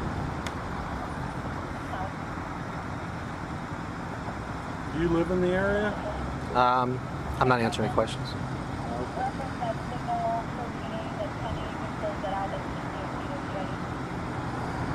What type of weapon is it? I'm not answering any questions, sir. I'll give you my name since I'm being detained. My name is Jeffrey Marcus Gray. I'm sorry, Jeffrey Marcus Gray? Yes, sir. Born January 8th, 1970. Other than that, I'm not answering any questions. That's your constitutional right. Okay.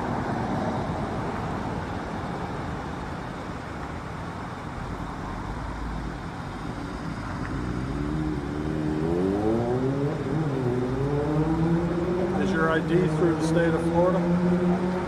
Sir, I'm not answering any questions. Well, that question is not subject to any criminal act. Right. That is just to identify. I'm a resident of Florida. Okay. No, you don't have to. You don't have to self-incriminate under the Fifth Amendment. Right. But there is information that you'll have to provide me that has nothing to do with that.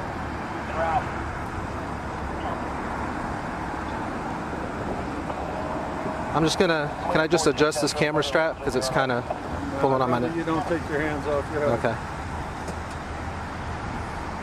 You do have your gun out of your holster? Yes, I do, at my side. Okay. I'm not pointing it at you, but I have it at the low ready in case you were to do something offensively against me.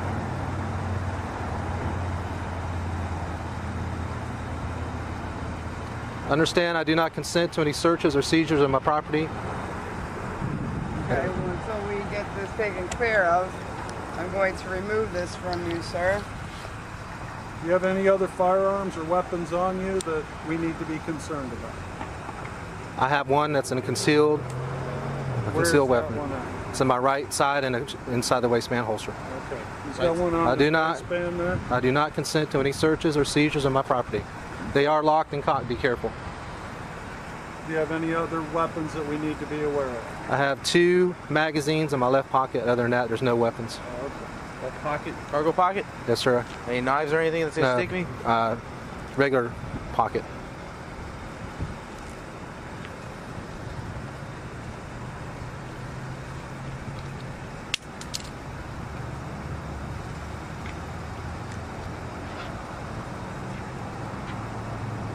Okay.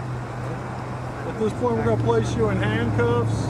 You're detained pursuant to investigation. You're not under arrest, but this is for your safety and ours.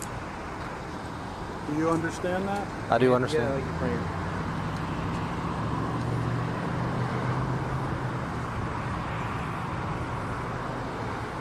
Your wallet is in your cargo pocket? My wallet, yes, sir. And you said you had identification in that? It's in this pocket here. All right. We appreciate your cooperation. Understood. Where's your ID at in here? It should be in that front slip. This one? No, up there, where your fingers are, tip of your fingers are. Right here? No, right there, where your thumb is, yes.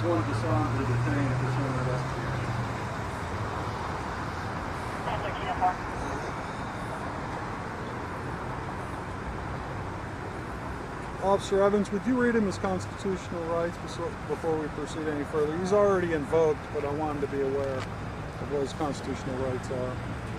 And then he can make an informed decision. He probably already knows, but... What's your name, sir? He's got it right there, Jeffrey Marcus Gray. Mr. Gray, I'm Officer Evans from the Ormond Beach Police Department. You have the right to remain silent. Anything you say can be used as evidence against you. You have the right to talk to an attorney. Have him or her with you now or at any time during questioning. If you cannot afford an attorney, one will be appointed to represent you. If at any time you wish to stop talking or have an attorney present, all questions will be stopped at your request. Do you understand these rights, sir? I understand. Thank you, sir. You care to tell me what's going on today while you're walking around with all these guns sticking out everywhere? I'm fishing, and I'm open carry while fishing, which is perfectly legal in the state of Florida. And other than that, I'm not answering any other questions. Okay.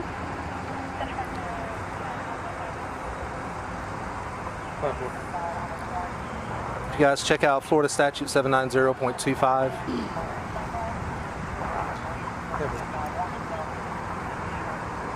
What statute? 790.25. What does it say? Subsection H. While hunting, fishing, camping, or traveling to or from such an event, it is legal to open carry in the state of Florida. We'll confirm that, and I think you're right. I don't know that it's open carry, though. I know you can carry. Yes. I don't know that it's open carry, but we're going to review the statute. But along with that, you're also concealed carrying a firearm. Correct. Which is not legal. Going to. Did you see my permit in my wallet? No, because it didn't go through your wallet. We haven't gone through. I asked you if you had a pistol permit, and you said you were not going to answer. If you have a pistol permit, then it's perfectly legal. Right, you were referring to the open carry there. No, I asked you if you had a pistol permit in general. I didn't know. I misunderstood your question. Okay. Then that's fine. We're here to conduct the investigation. If you have a pistol permit, you're coming to and from fishing, we'll verify all that. And if everything is all right, we'll return your firearms to you and let you be on your way. Where's your permit at? It's in that wallet. Again, understand I'm not consenting to any searches or anything. So. Where's your... behind the picture of my wife. Which one? This one? Yes, sir. Yes, but you're subject to produce the permit upon demand. And I asked you if you had one, and you wouldn't even answer.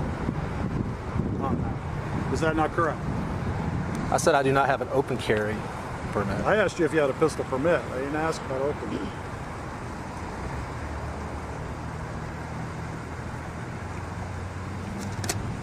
Go ahead. That's probably the right statute if you would check it out.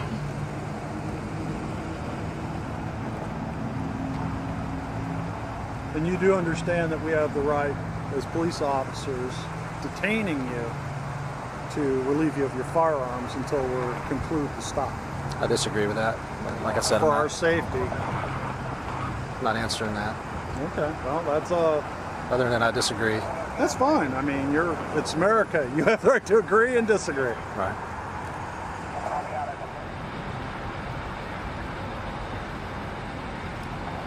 Got my business card and my ID number for you, sir. Understood. Thank you. If everything affirms out, as I said before, we'll go ahead and release you. If I might make a recommendation, I'm not asking you a question, I'm making a recommendation. Since you have a concealed weapons permit, in the future, again, I would say that you might want to, however many guns you carry is your business, not mine. But if no statutes were violated, I would say that common sense would dictate you might want to wear them all concealed. Not saying you have to, if that's how the statute bears out. I would say that common sense so that you don't run into situations like this. I mean, I am a firm believer of the ownership of firearms, your First Amendment right. Are the cuffs too tight on you? No, they're fine. It's just my arm kind of cramped up. Okay. That's all. The cuffs are fine. They're not tight or anything. Okay. I'm a firm believer of the First Amendment, and I would try always never to do anything to cut into your rights on that. At this point, we're just, as I said, we're detaining you. If everything checks out, you'll be on your way.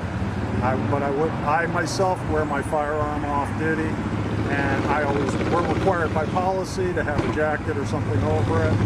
I would recommend the same for you, because then you don't make other people in the area nervous. You know, statutorily that may not be a prerequisite, but common sense. Just to save yourself having the police officers call to check you out every single time. I'll be back. Officer Evans, go take those handcuffs off and clear.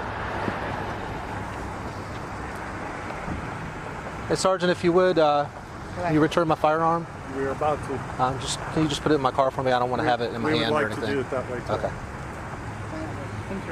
My business card, sir? Okay. As soon as you reclaim your property, and then we'll escort you over with your firearms to your vehicle. Okay. We appreciate your cooperation. Yes, sir. Can I put that in my pocket? Yes, you may. Okay. Thank you. People aren't used to people walking around with guns like that, like the Wild West. You know what I'm saying? So they're gonna call too, just so you know. Especially not at a fishing pier like this. Now, if it was out in the middle of the woods, that's one thing. You're talking about you're in a residential area. Right. It's not like you have any bears trying to steal your fish. Who's got them secured? It's not like you're gonna have to worry about bears coming trying to steal your fish or nothing. That's.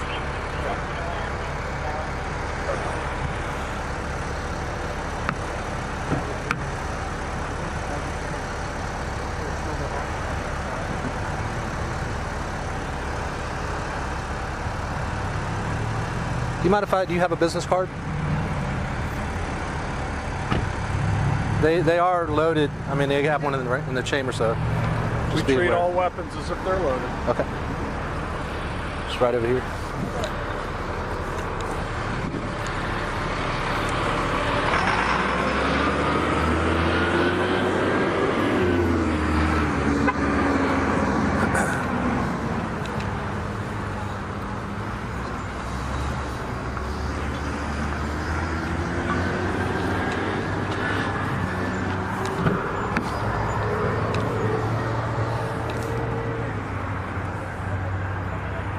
Flips.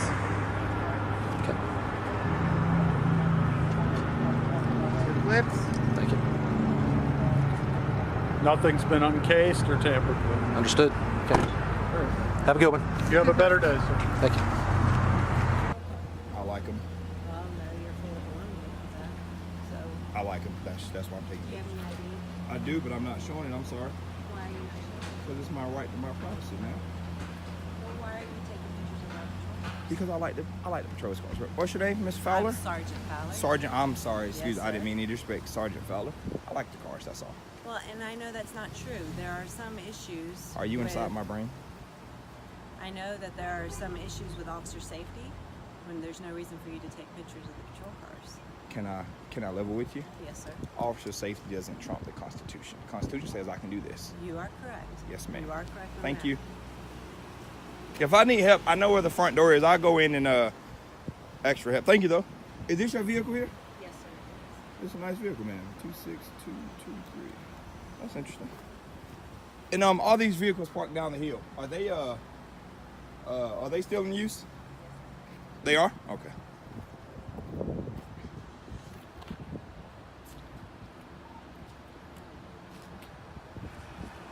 So I got 1, 2, 3, 4. Can you also call in suspicious? It's not a felony nor misdemeanor. Call that in too, please.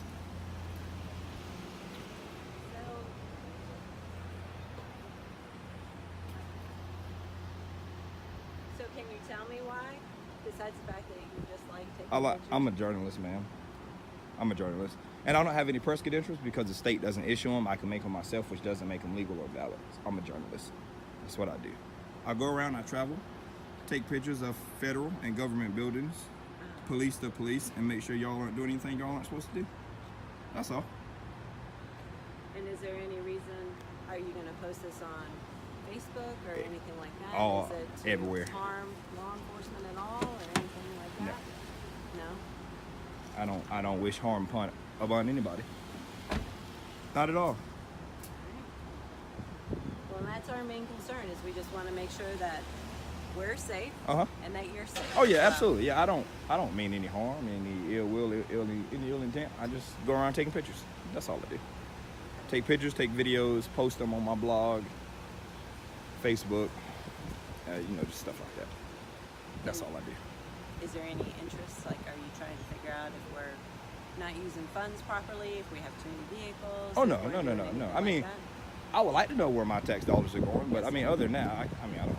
Again, I'm not here to pester you about anything or any other officer. But I mean, this is a protected activity by the Constitution, and I didn't expect this barrage of officers. I mean, but. Well, I mean, this is our headquarters. I understand it's your headquarters, and I get y'all asking questions. But yeah, that's all I'm doing. Just taking pictures and videos and get some shots of the cars down here, down the hill, and I go into the courthouse next, and I'll be on my way. But you do understand our concern as well. I mean, it is funny that somebody comes and takes pictures of our patrol cars. It's not a normal everyday thing.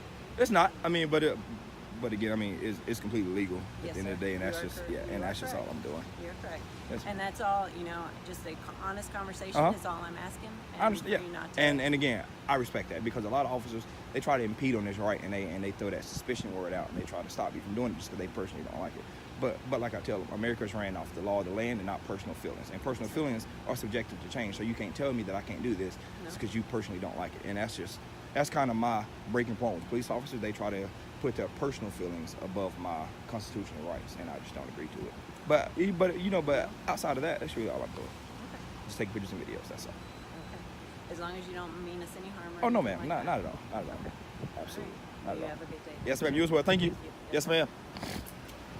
As this interaction wraps up, we're reminded of the constant balancing act between the exercise of our rights and how those around us perceive them. Public photography, while entirely legal, often stirs suspicion, particularly when it involves law enforcement or government property. The lesson here is clear. Knowing and asserting your constitutional rights is essential, but so is engaging with others in a way that promotes understanding and respect. As we navigate these complex moments, let's remember that our freedom should never be taken for granted, but respected and upheld by all. This theme of balancing rights and authority continues in San Jose, California, where the power dynamics between law enforcement and citizens escalate into a tense standoff. What begins as an ordinary First Amendment exercise quickly sparks a heated debate about the limits of public photography and the rights of individuals. What happens when a simple act of photography on public property turns into a heated discussion about the limits of personal freedoms? In Asheville, North Carolina, a self-proclaimed journalist sets out to document his surroundings, capturing images of police vehicles and government property. But what seems like an ordinary First Amendment exercise quickly meets resistance as an officer questions his motives and legality. Is public photography a right or a threat? Let's dive into this encounter and see how the lines between constitutional rights and authority become blurred. Come on out, please. Nope. Name and badge number. Officer Guerrero, badge 5110. Come on out, please. For what? Dasley, come on out. Sorry, what's your name? Sergeant Dasley from the San Jose Police Department. The video that you're showing, it has our uniforms, so can you That's fine. You need a sound off anyways. By policy, and I don't need to come on out of my residence. We don't go out for your policy. And you're illegally parked. Illegally parked? Yes. Don't think so. Is this the street? Yes, you can't be here for more than 72 hours. And Yes, you can. Yes, you can. You guys realize you gave us 2 tickets in 24 hours? Yeah, 2 tickets in less than 24 hours. So there's obviously a reason because there's been a bunch of complaints. So you can get all the complaints you want. They don't mean I'm doing anything illegal. By my constitutional rights, I have the right to be here. I'm not storage. I'm not abandoned. I'm lived in. Okay. Yes, and you can't keep your vehicle parked here for more than 72 hours. Under storage and abandoned. Read your stipulations. No, actually, you can't. You're dismissed. You put that on my window, I'm gonna fucking... Okay, bitch. Fucking tyrant ass hoe. guys have been here 3 times. 3 times, ho! 3 fucking times, bitch. Less than 48 hours. You know that, right? You know that, right? Less than 24. And they pulled a gun last night like some pussies. Yeah, and you're one of your fucking little bitches pulled a gun out on me, eh? How do you feel? How do you like that? You're okay with that? They're too scared to go catch real criminals. Yes, they did. I have it on video, bitch. Fucking lying ass whore. Take all the pictures, baby. I have all the evidence too. I never stop recording. And you two fucksticks over there, sound off.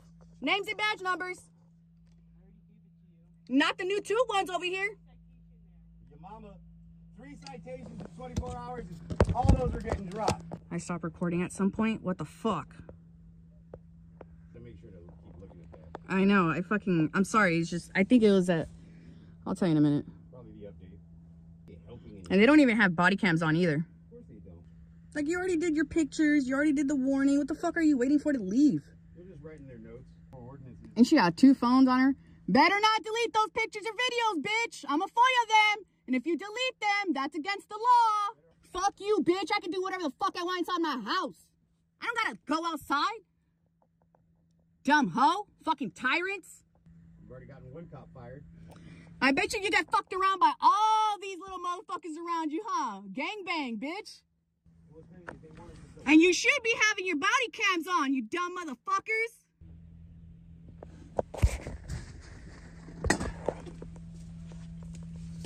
All right, Juliet, I need you to come out and sign this ticket. Nope. You're being cited.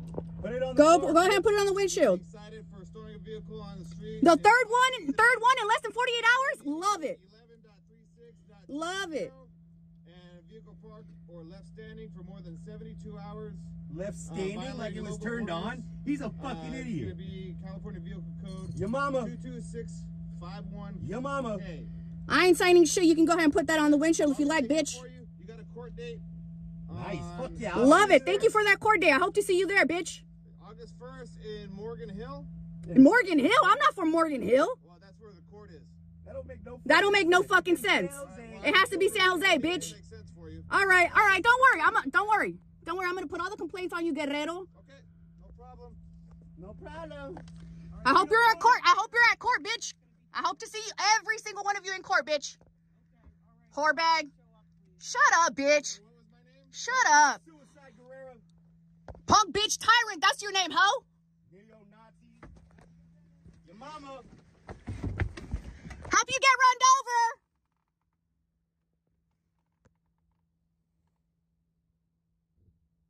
Morgan Hill. They're in San Jose. They're San Jose PD. Yeah. Morgan Hill. Yeah, exactly. They know they're full of shit. Yup. Look how long it took them. Look at They're gonna drop the charges. Look at how long it took them to write a citation, to come up with any version, any other version than the storage and abandon to the citation. Left standing for 70. That means it's turned on. Yeah. And look, they're still fucking over there, huddled up. He said, "What's my name?" Huh?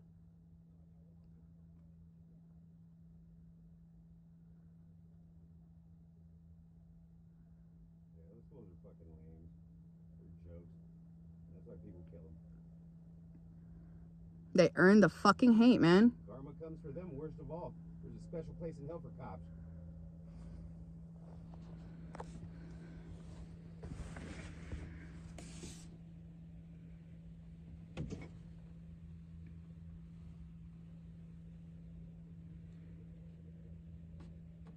Court date in Morgan Hill. How come there's no court date? 3 literal citations for the exact same thing in less than 2 fucking days. Literally less than fucking 24 hours, man. They showed up last night, this morning, and now. And the night before. They didn't, what? Today's the 1st. They were here since the 30th.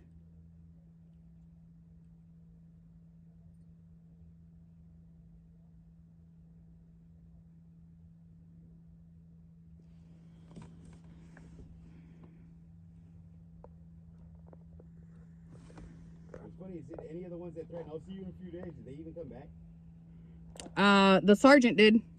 That he's the one that wrote the citation the first time and then the second time. Because he knows better. He knows that shit's not gonna fucking fly.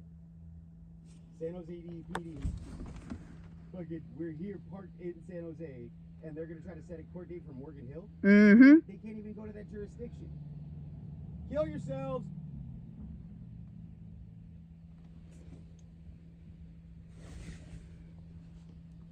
You better not delete that video. I'm a FOIA, and if it's deleted, you're committing a crime. Did you hear me? Don't delete that fucking video. You'll be committing a crime.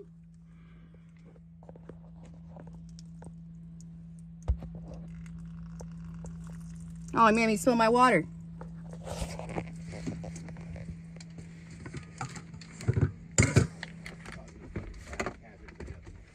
Mm-hmm.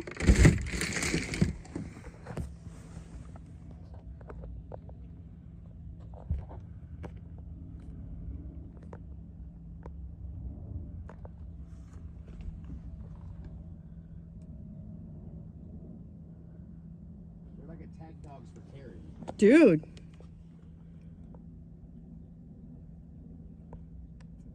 Literally not bothering nobody. We're just chilling. Dude, my focus is so whack right now.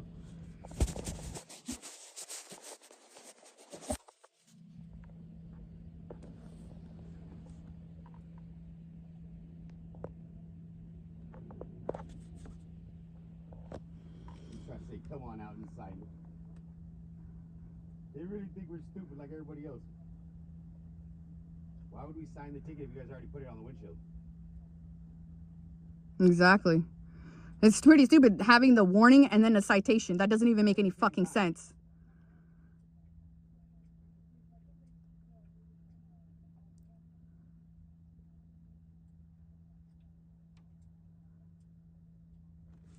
You could just take all those tickets to court and be like, look how they're harassing me, bro. Mm-hmm. Suing the shit out of them. Hey, San Joaquin, fucking all you guys, we need a fucking lawyer. Hook us up. Yep. Barrier transparency. Man, I could definitely use your help to go. Pink camera magic. Fucking, dude, I don't even, there's too many. Laura Shark, fucking, dude. I was saying, and like, I want to go. Ability for all. Yep. Fucking Banana-rana.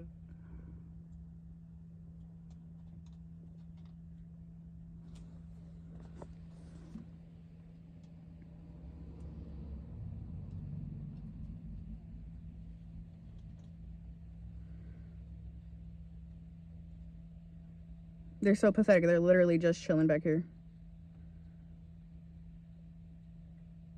Yeah, they're conspiring. Mm-hmm. That's what they've been doing this whole time. How do we make this as difficult as possible, but also not even a real charge, because we're not in fucking Morgan Hill? How are they going to give us a court date for a city that's like an hour away?